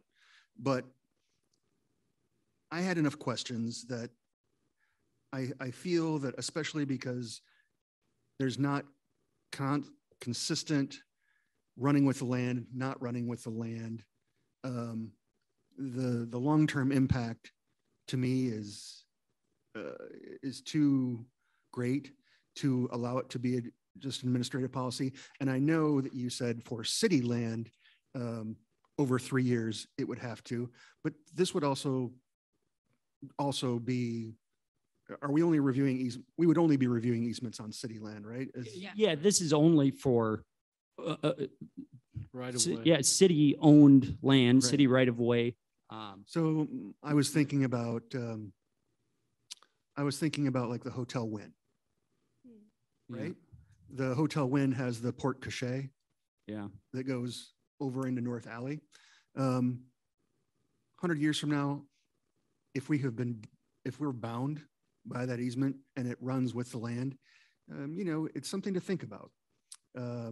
So I would not support a standard policy. I would rather be reviewing. This is one of those things that don't come up that often. I would rather just review it case by case. I'm going to go back to Travis. That's, Ross, I'm glad you brought that up because I think the lines are getting blurred here. Yeah. The administrative policy is separate for consideration from the actual resolution approving the scooter sign and that actual agreement. No, I understand. The administrative policy is just simply the fee structure. That does not authorize anybody to do anything, enter into any lease agreements. Mm-hmm. Those still all need to come to the council. All it's saying is this is our fee structure, and then we take that easement to the council.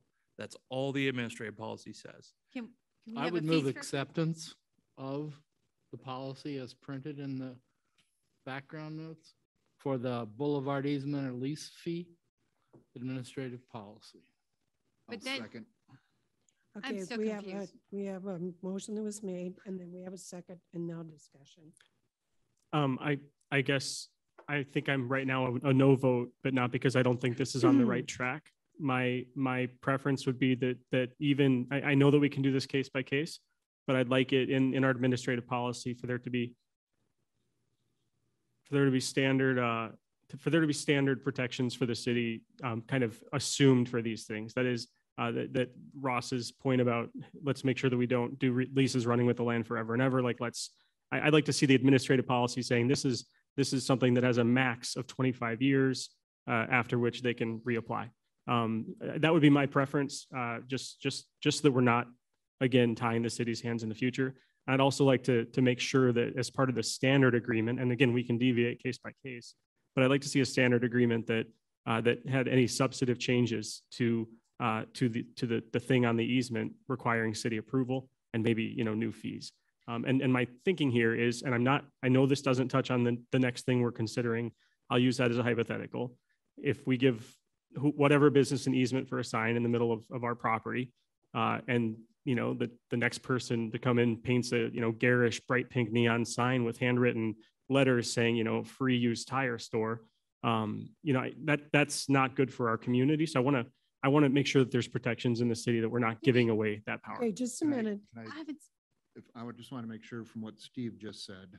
So what I'm reading in this is if your psychedelic tire store comes into town and wants to put something up, before they can do anything, they come down here and they're paying a $250 fee, and then any of our attorney's fees, any surveying that we have to do, they're also agreeing to pay for.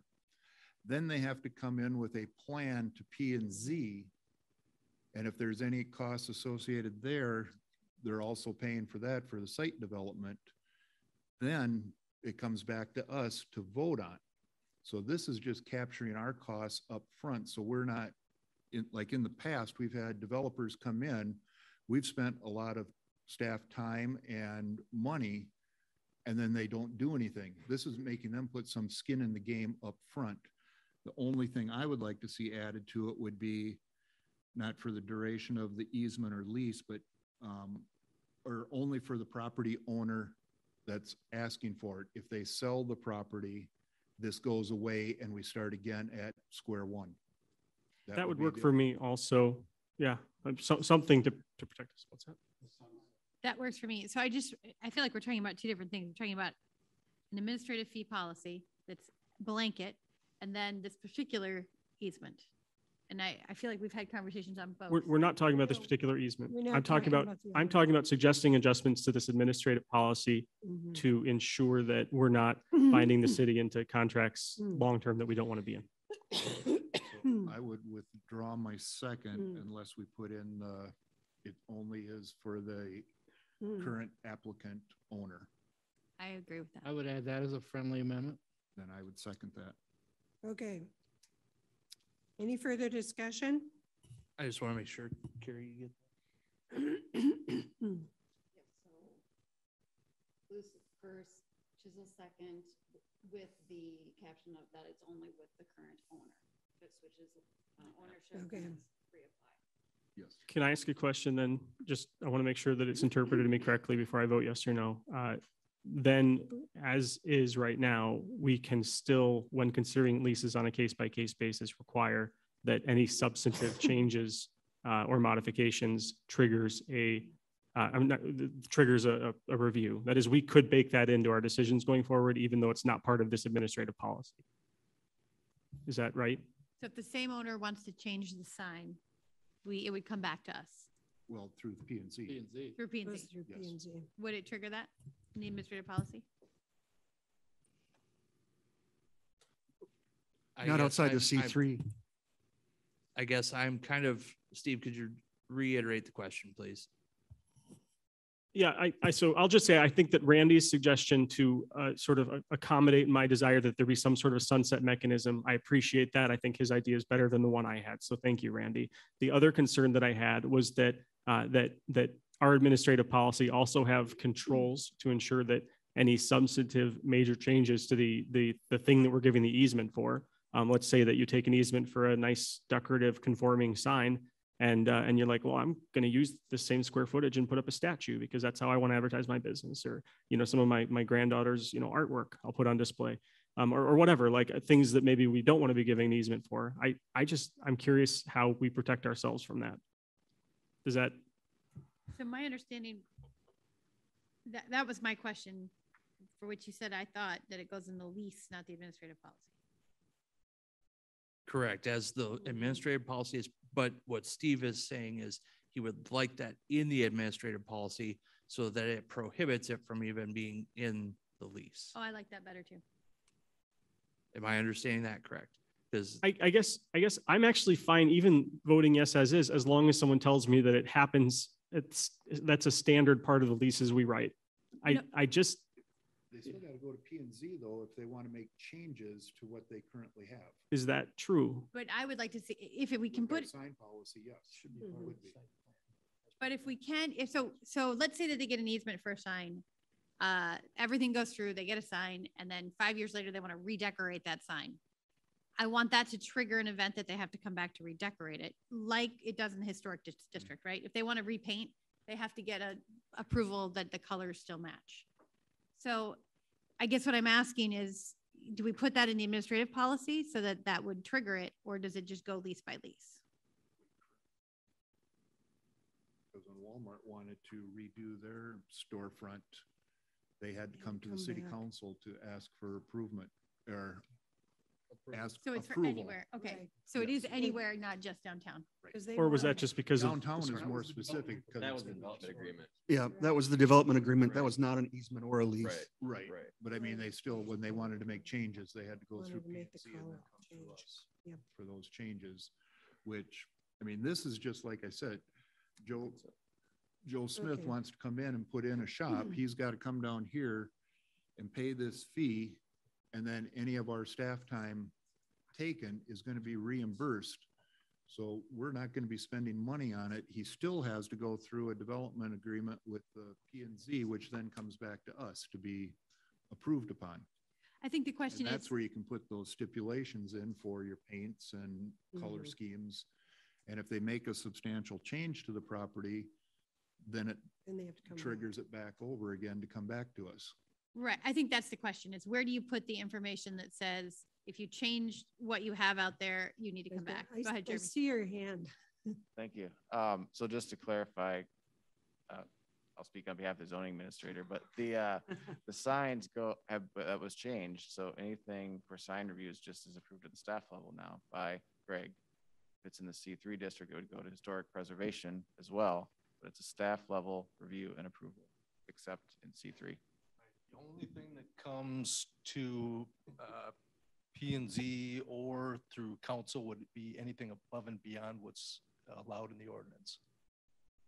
Otherwise, all approvals would go through me if it fits within our ordinance. But we can put those changes in a development agreement too, though, to trigger But this down isn't, the line. these are easements. These aren't development agreements. No, I know, but I mean, okay.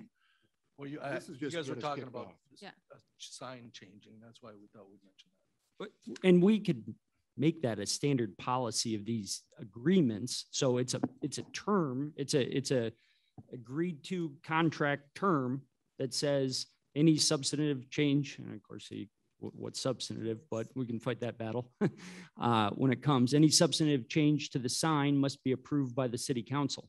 We could just, put that into the agreement. I don't think that was in, and again, we don't have many examples of this to go off of, but I don't see any problem with putting that in there.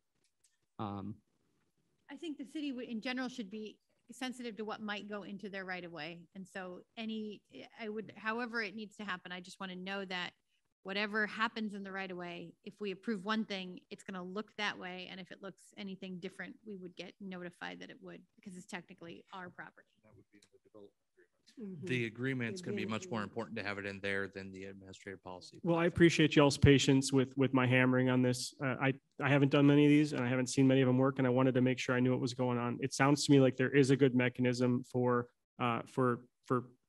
doing this the way we want to, not necessarily through this administrative policy, but as part of development agreements or easements. So I'm actually okay with the motion as is. Thank you for the patience.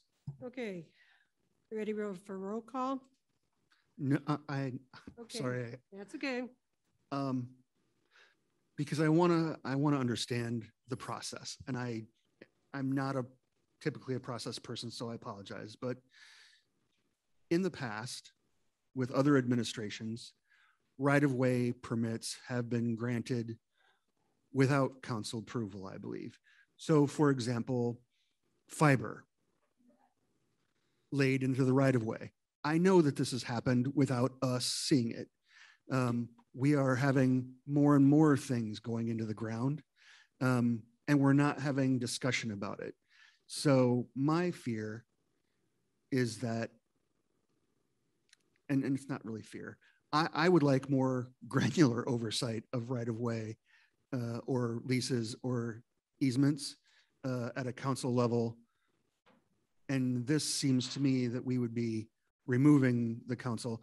I appreciate the wanting the compensation for time for the review of the process and whatnot. But I feel like it may be missed sometimes when these things come forth. Perhaps it's a missed opportunity for common trenching or other opportunities that the council might be impactful to the community. And so having a blanket carte blanche and have right-of-way things done just with a fee, we might be missing opportunities for laying fiber for the future in a common, when they're putting things in, or we might be missing an opportunity for undergrounding something else, or for improving an intersection for safety or whatnot with a sight line, with a new sign. There might be concerns with intersection safety or whatnot. So I'm just concerned that we adopt something that might have ramifications more than just fiscal. So, Ross, I don't know if this totally answers your question, but just as a general practice, we've included in these easements that they may be terminated on 30 or 90 days notice. Sometimes that's varied for an essential corporate purpose or a general corporate purpose. And in the definitions of that includes utilities. There was one where for some reason, and it might have been, we included that also possibly in the Alliant lease of the land for the battery, where the party negotiated out one of those for some reason. But we do, again, we don't have an administrative policy. This has just been our practice. We have always included that in all the easements that I'm aware of for the sign, patio. I have to go back to look at the stairways, but that's always kind of been one of our outs. To be clear, it's not terminable at will, but. Okay, so let me just give the why I'm concerned. So let's say we get our funding and we're going to install fiber everywhere in our community. We've already heard that we've got all sorts of easements, and we know this on College Drive, just because of the former highway and whatnot. But if we add more easements, it's going to make, it will make things difficult if we want to lay things in the future, potentially, just with more easements. And until we have a system of documenting them and looking on a map, sorry, Jeremy, having these easements in a GIS format or something like that, so we can track them. So it's not just not strictly an administrative policy, pay the fee, do the stuff. I think there's more to it, more to this policy than maybe what we're thinking of it. And if you say that in these policies, essential corporate purpose would be fiber, but if we enter into a private-public partnership, If my we concern, own it, it's general corporate. okay, yes, but my concern is that, well, anyway, that's my concern. Sweet. So I guess I'm confused now. So what you're saying is that if we give an easement, we don't have the right of way to go in and bury fiber? If A if I lease. may, correct me if I'm wrong, Ross, but I think Ross's concern is if we allow the sign to go here and I need to put fiber through where that sign's at and the sign's in my way, how do we address that? And that's where, as John noted, and again, I'm trying not to blend the two conversations. Yes. But in the subsequent conversation on the scooters, the agreement itself specifies any general corporate purpose or essential corporate purpose we can terminate with 30 days notice that says, all right, get your sign out of the way. And I wasn't speaking generally about the sign. The sign is great. We can do the sign, right?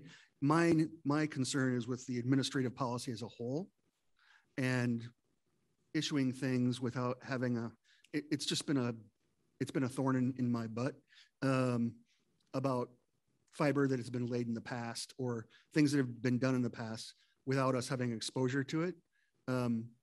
So it's the process of granting right-of-ways without having council review. Okay, so can I get clarification on what he means? Because I just want to make sure I'm following what he's meaning.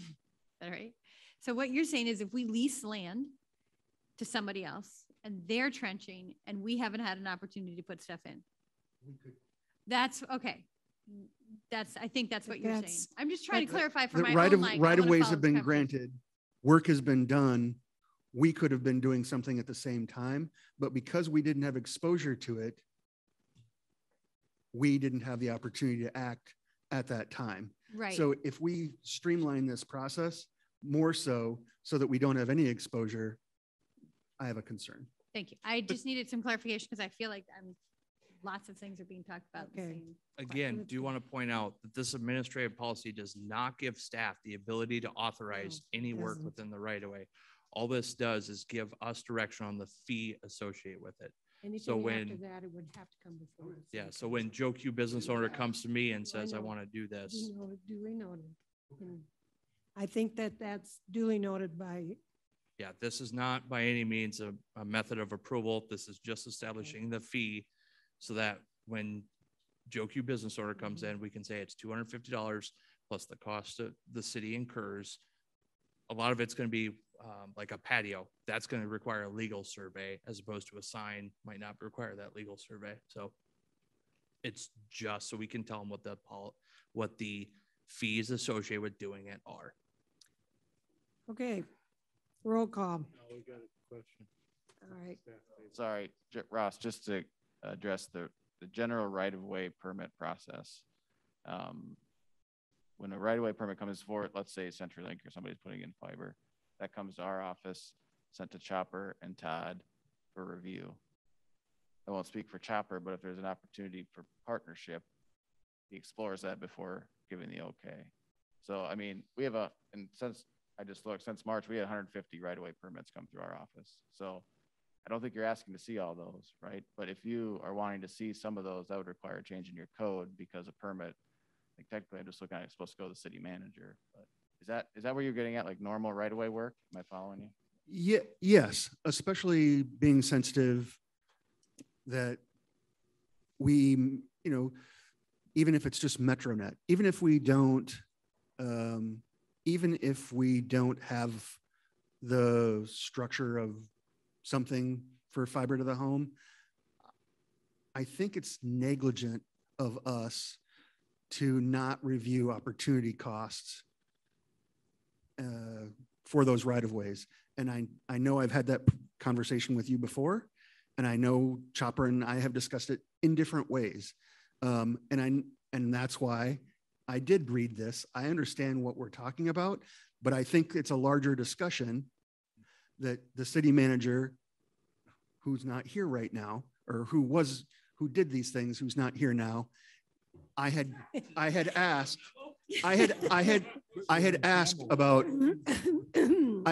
about reviewing things like this, and it just didn't happen in the past. So I wanted to make it clear that I want to make sure that we review those opportunities moving forward. And then, yeah, so. Okay. Roll call.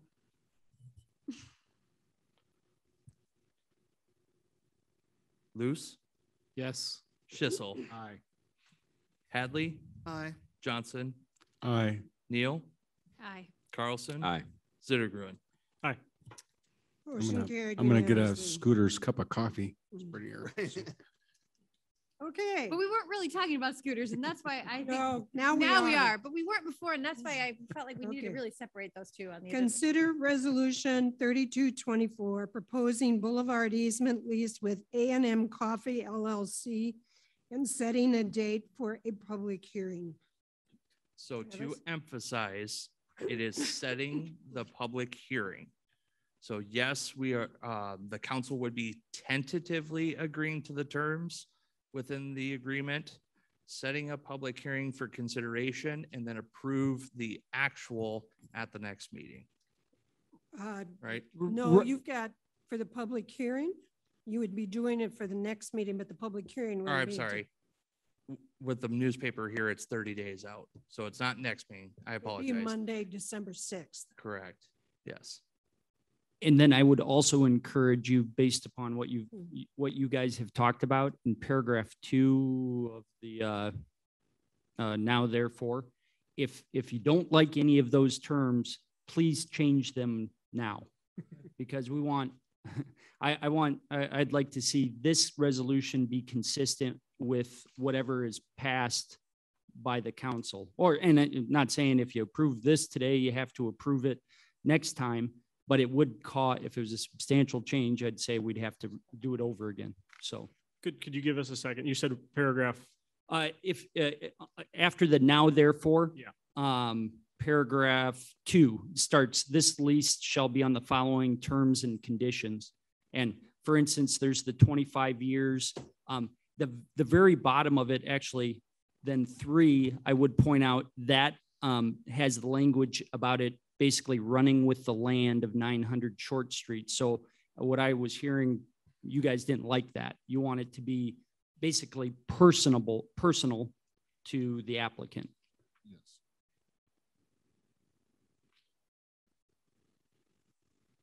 I don't think we can edit something that hasn't been moved, right? So is that motion would include the amendment if you so choose, if the council as a whole so chose. okay? Do you think it'd be best if you propose language and then I made the motion that way, John? No, I think you can go ahead and if somebody wants to make a motion to approve this with the following changes. So if you don't mention the changes in your motion, it's the language that's in the written resolution in front of you. I bet Carrie would ask, though, that council had the conversation so that there's not a motion, second, withdraw of the motion, withdraw of the second, so that there's one uniform motion. I would like, okay. The 2 things I would like, and when I read it this afternoon, I didn't see them, which is why I was triggered to say this. I would like to see that that the lease is opened up again for review if the sign changes. And also in the discussion and if ownership of the coffee bar changes. Did you understand that? Except I thought we were just discussing. We are. Okay. We are. I just want to make sure she understood what she said. Is now the time to have that conversation about what substantially means, John? I mean, that's always a tough question. And when you, I have a tough time defining that too. You have to look at it. Is it a substantial change? And I think the more detailed you are about that, maybe the better, because that's to me it could be subjective what's substantial or not. Is it the color? Is it the content? Could we make it substantial as determined by the sole discretion of the city manager? Could we do something like that? I'm trying to make this easy on us. Just any change to the sign. Well, I think to me, it's color and content. I tried this afternoon to think about things that would change, right? I mean, I think neon for one is like, I don't want to see electrified signs, right? I mean, you see that sometimes where that will happen. Several years back, I believe there was some to do about electrified signs that happened. All of this stuff just seems like a lot of micromanaging. Like you want to control, what goes on for the next 50 years for a business owner who may not be in business that long, or who may be in business longer than that. I mean, I think we just should allow what is there now for the owner that is there now. I think adding all kinds of layers and layers of. I generally agree with that. The problem is it's on city land, right? So I don't think we should micromanage businesses on their own land ever. I think we should micromanage, well, not ever, but I think we should micromanage businesses on our land because it's city property, right? So I don't think that for this owner, needing to like improve their sign or upgrade it is a big deal. I do want to know about color and content, right? If they change the content significantly, if they change the color significantly, and if a new owner takes over and changes the name, I think we want to have knowledge that that's happening and some say in it, again, because it's city land. So for me, I would add lighting to that list, color, content, lighting, and then we don't have to define substantially. Would that satisfy your concerns a little bit, John? Yes. Okay. And there would be there would be some staff review for the sign permit change. Okay. So also. So I guess those are two separate things that we talked about inserting. Randy, your suggestion that this run with the owner and not with, additionally to the other things, and then color, content, and lighting. Is that those? Well, the owner, and then if they make any changes to the signage, which sounds like would have to come back in anyway, and we can approve it through the zoning applications. Correct? Right. So I'm good with, changing parrot item 3 to. Do we have a motion? No, because we were asked to discuss first.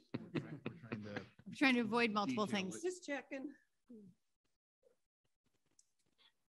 So I would make a motion to approve resolution 3224, changing item 3 to it only follows with the present owner. And then any changes would be subsequent to our current zoning administrative policies. Good. Well, and that would be through our zoning through Greg. Oh, no, but he wanted us to be more specific in the writing, right? John, didn't you just ask that we were specific? I did. Yeah.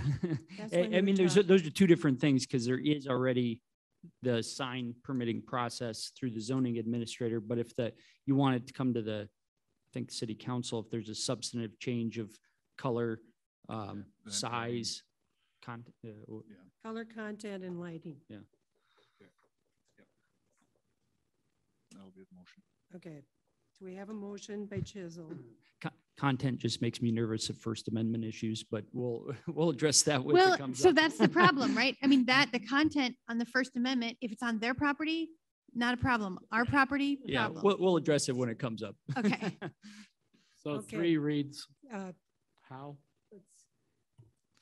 If I might, a simple solution to it might be that any new sign permit would trigger, just leave it general and say any new sign permit would trigger this up for review. And and then it wouldn't be staff level, it would be city council. Right. I think that's meeting That way we're your thought taking- process. Yeah, as soon as Greg gets a sign and it's got a lease established with it, it automatically comes up here. I would amend to take that. That'd be great. I'd like to hear it read. I make a motion to approve resolution 3224 in the Boulevard easement with A&M Coffee LLC and set the public hearing for December 6th with the amendments of a new sign would trigger, or how'd you say that? That new sign permit would trigger review. Council review. And it only goes with the present owner of the property. As a final or in term A, because right now it ends 25 years or terminate as hereinafter provided, whichever is earlier. And I think that we should add it just another or that says, or the property is sold to a new owner. Well, that's in item 3 down here, to have and to hold said lease unto leasee and its successors as owners. This lease shall be binding upon the heirs, executors, assigns, and successors. And no, We just it's say just for unto the current owner. Yeah, so stop at said lease unto this leasee. Yes. Period. Yes. Yep. Okay, we have a motion. I do not have a second. As of yet. Carrie, is it clear to you that you could read it?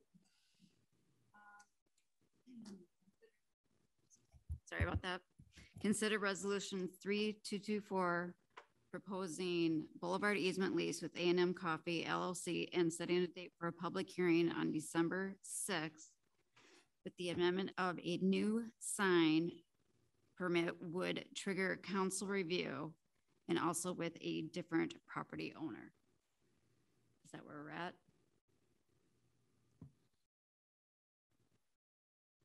Second. The new sign permit, that language just means if they do anything different to their sign, right? They have to get a new permit. Have to get a permit and then we get to review Okay. it. And then if it goes to a different owner, if they sell it to somebody else, they have to come back and reapply.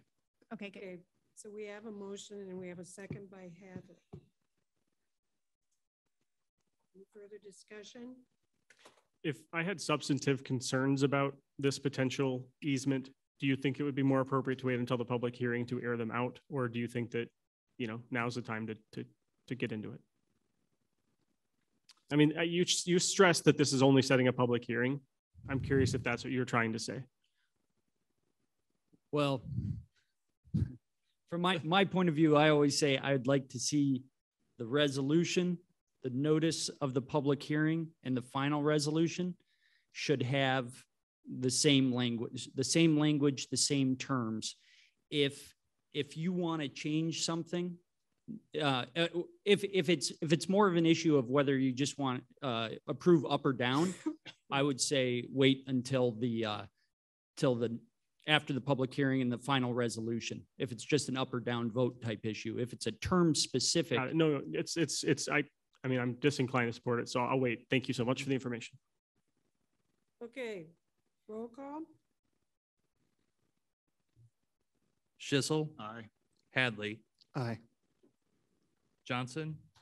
Aye. Neal. Aye. Carlson. Aye. Luce. Aye. Zittergruen. Aye. Motion passes unanimously. Consider resolution 3225, final annexation of 3 Chicks rentals. I'm actually going to hand this one off to John to take. So this goes back to the development and purchase agreement with 3 Chicks Rentals. That was a term that was in the agreement that they would cooperate and do a voluntary annexation of their land. And we're just going through that process now. Now, as we were getting this ready, the idea came up, well, we've got that city land that's over the creek there, adjacent to it. So that has been included in it. So we don't have just a kind of a, I shouldn't say random, because we've got other pieces of city land that aren't annexed in, but might as well make that one contingent property line for the city. So voluntary annexation is fairly simple. There was an application. We've sent notice to the Board of Supervisors that the city council will consider this. Sent that more than 14 business days before today, and also published notice. There's no public hearing requirement. City council just considers final resolution, and then it goes to the Secretary of State and is final upon approval by the Secretary, or receipt by the Secretary of State, and review to make sure we did everything. I'd make a motion to consider resolution 3225. I'll second. Motion made by Hadley, seconded by Neal. Any further discussion? Are there, I've heard at some point there's lingering environmental concerns about lead shot in this tag on piece that you mentioned, including in the annex. So this was used as, target backdrop for a long time. And I've heard people concerned that there might be a lot of unremediated lead in the ground. I'm curious, would that be something that we should let influence us? We're considering whether or not to take this into city. I mean, we own it, but do we want it, that trigger a change? So I got to go back and look at the map here. So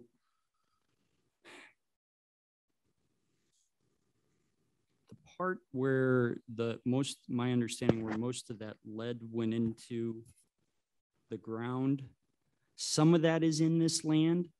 The other part, I think, is already actually within the city corporate limits, because it's a triangle north of this.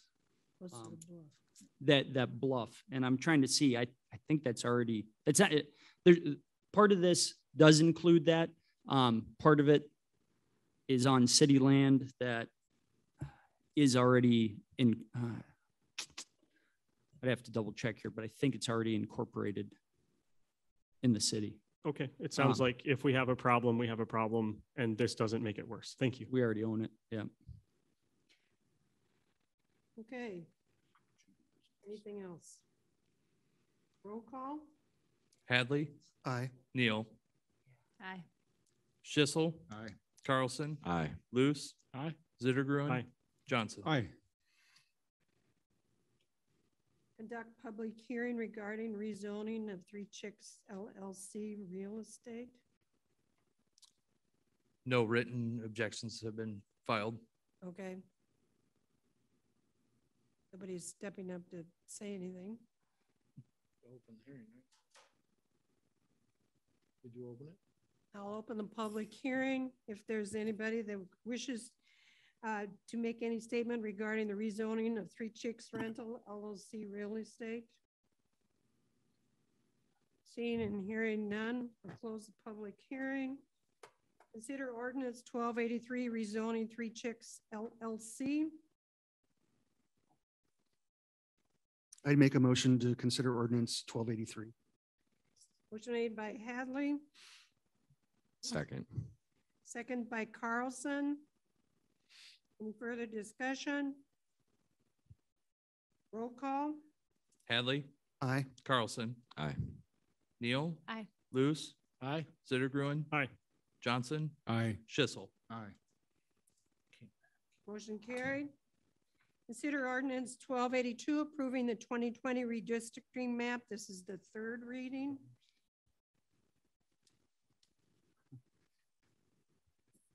Does anyone know if the governor signed the bill today? I did not see it. I haven't seen it yet either. And so Okay. that's what John and I were just discussing. Oh, good. If the governor has not signed it yet, That's okay. we should table. That's fine. I'd move to table the third reading.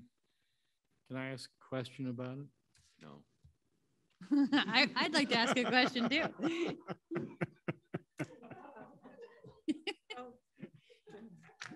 The designation of the first precinct.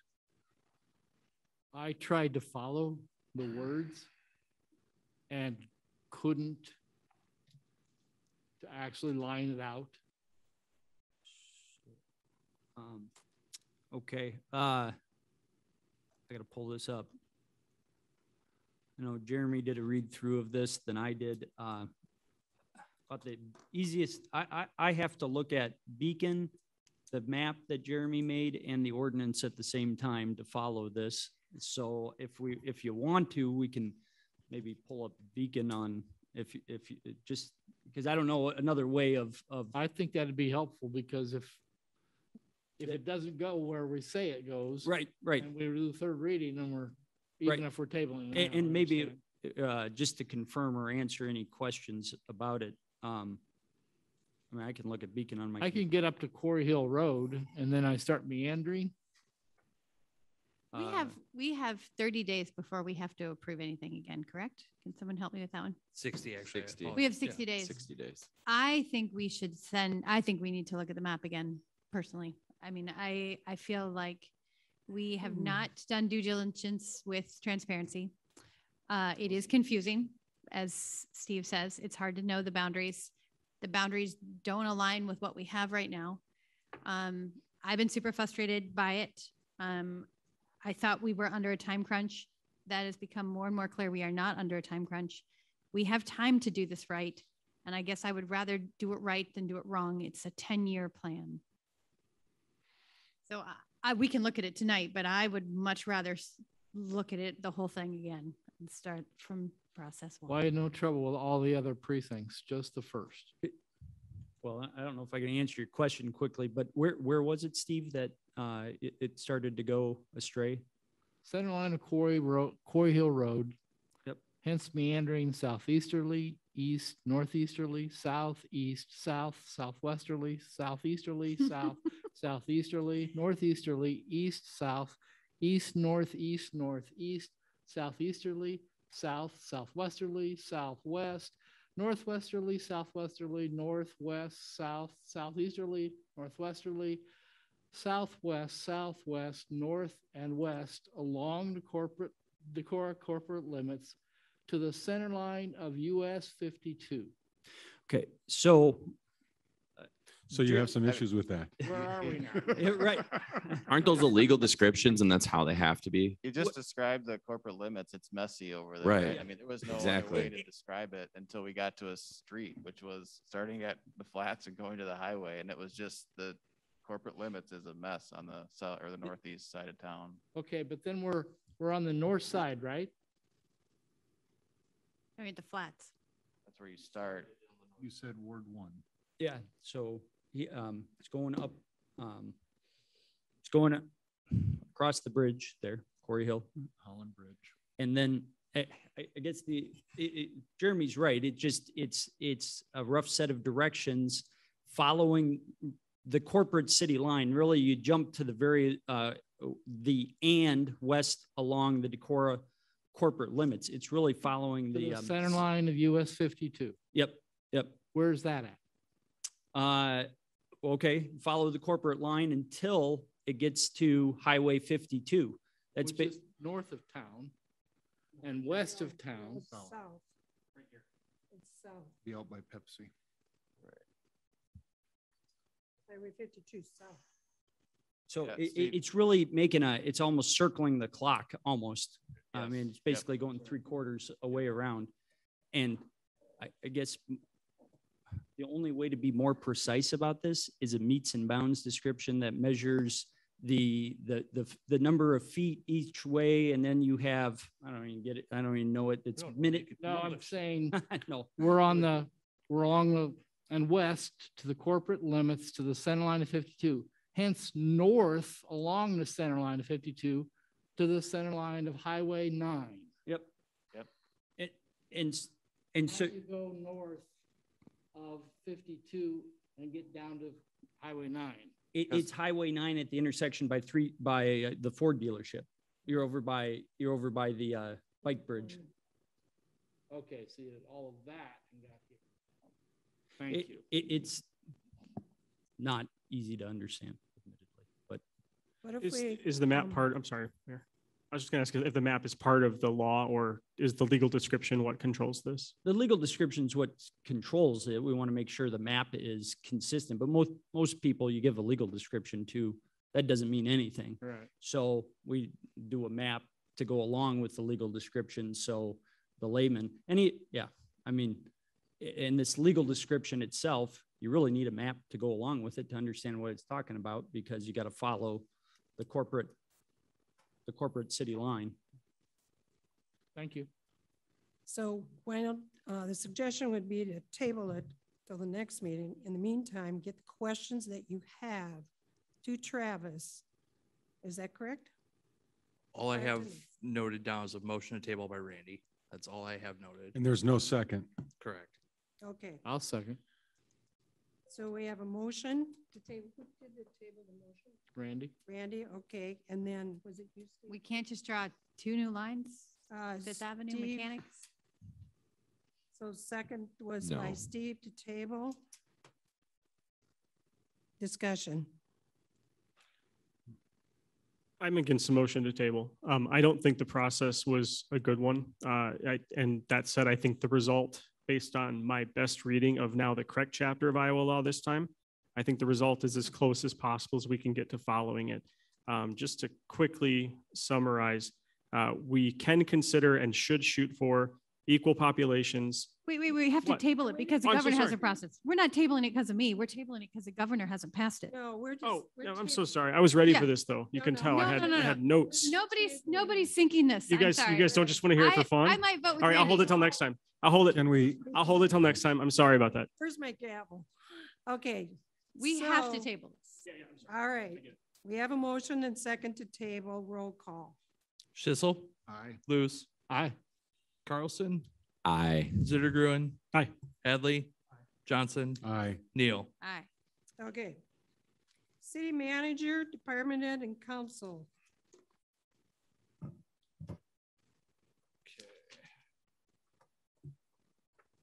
All right, so now that all the, not all, but a lot of the introductions and stuff, we've gone through a lot of the, I'm new to the community. Now that we're into that, I am setting a priority to establish relationships with other external stakeholders as well. Obviously, this community, not just the city, but the school district and you know, the college is a partner, and there are some big projects that are staring us right down the face. So really looking to help foster those relationships so that we as a community can get those established. That's really my priority right now. It's working with those partners. I know it's Okay. very theoretical, but that's what I have to report Okay. on right now. That's okay. Carrie. Over at the department head? Wake up. Anybody else? Go real, okay, real quick. Pole-line Bridge is open, pending DOT inspection, a couple things finish up there. For once, the weather has turned in our favor on East Main, so potentially by the end of this week, East Main could be open as well, but if not, early next week.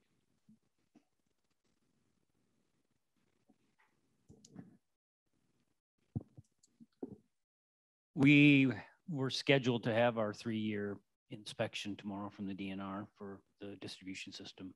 I got a call late this afternoon that has been pushed back for 1 week. So we'll be doing it on the 9th of November.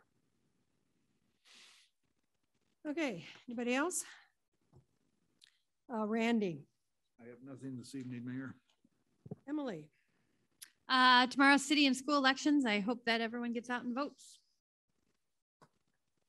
Andy, Drove my kids across the pole-line bridge today. It looks great. Awesome. Well done. Use a whip or how'd you? Yeah. Big bull whip. Shout out to Johanna and Janelle for lasting through this meeting. and all of you, and all of you. They have to be here, so they don't department have a heads, choice. okay. Steve Luce. I guess we can't get together afterwards because we didn't post it on the agenda. Oh, next time. Yeah, Ah. Can we just start drinking here? I didn't even, Because I did Supper get a request tonight. the first time it was on there, and I haven't gotten a formal request, but I've just got it as a standing now. It is a standing, yes, although I'm seated. And you all have to join. It's Okay. required. If Make you them want come. to. We won't talk. We won't talk. We won't deliberate. We'll be really quiet. So I have a SMID meeting Wednesday morning at 7:30 Okay. that I'll be attending. And that's all I got. Two quick ones. Steve. I'm sorry, I assumed that you were going to skip me, but I could see why No, you I'm might. not gonna Two skip quick ones. I'm grateful to see that there's a meeting with Chopper and Travis and Carrie heading up to talk to Vicentec. I think that's exciting to hear about, and that's happening tomorrow, I think. The other thing is that I attended with the mayor economic resiliency sessions that were put on by Michelle Barnes at Upper Iowa Region Explorerland thing.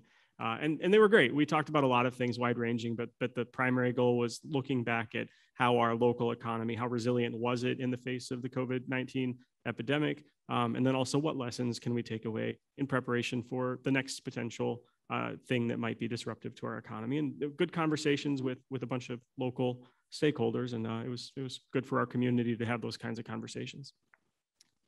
Ross. I was hoping that sustainability would bring forth a proposal for the PPA, power purchase agreement, that they have before them for the campground, taking the campground and the street department off the grid. I think it's going to be beneficial. I looked at it financially. There's no financial risk to us, so I look forward to that. Unfortunately, it didn't make it on the agenda. I'm also looking forward to the meeting that you all are attending regarding fiber. I think it's a pivotal piece for our community. And Mayor, I know that you have held Decora 2030 meetings quarterly with the partners that Travis had mentioned. And I look forward to one of those happening again in the near term for all of us to discuss the partnerships that are potential in our community, because as Travis noted, we do have a lot going on, and those meetings are really beneficial just to keep the ball rolling in the right direction. Can I ask Ross, because you just said it, do you want me to ask sustainability about the PPA? Do they need to bring that to us, or we need it? I did ask them, Okay. and they had something else that they wanted to look at before they brought it to us, and that's why it didn't make it. But it's just difficult with timing because of the way their meetings fall and the way our meetings fall. It's just a timing issue. They usually meet after us. That's the problem. Is they meet. So I had just thought to give her a sustainability report, but I thought I did. Do you want me to ask them to switch their meeting? No, I mean, it's continually a problem, actually. It's not well, if it's continually a problem, yes. Okay. But this is just something that has been it has been a frustration of mine. Like the recycling bins have taken forever. And it just seems like things on the sustainability committee take a long time to get to us for action. And I would like to help streamline that somehow. And if that's changing the meetings in order for us to meet, in order for us to be able to review together to get things done in a more timely fashion, then yes. Okay, I'll talk to Jim. Actually, I have a lot to say, but I'll save it for another meeting. And I don't think I have anything to say, except thank you for all of the discussion that we had tonight. So be sure you get out and vote and have a good evening. Move to adjourn. Okay.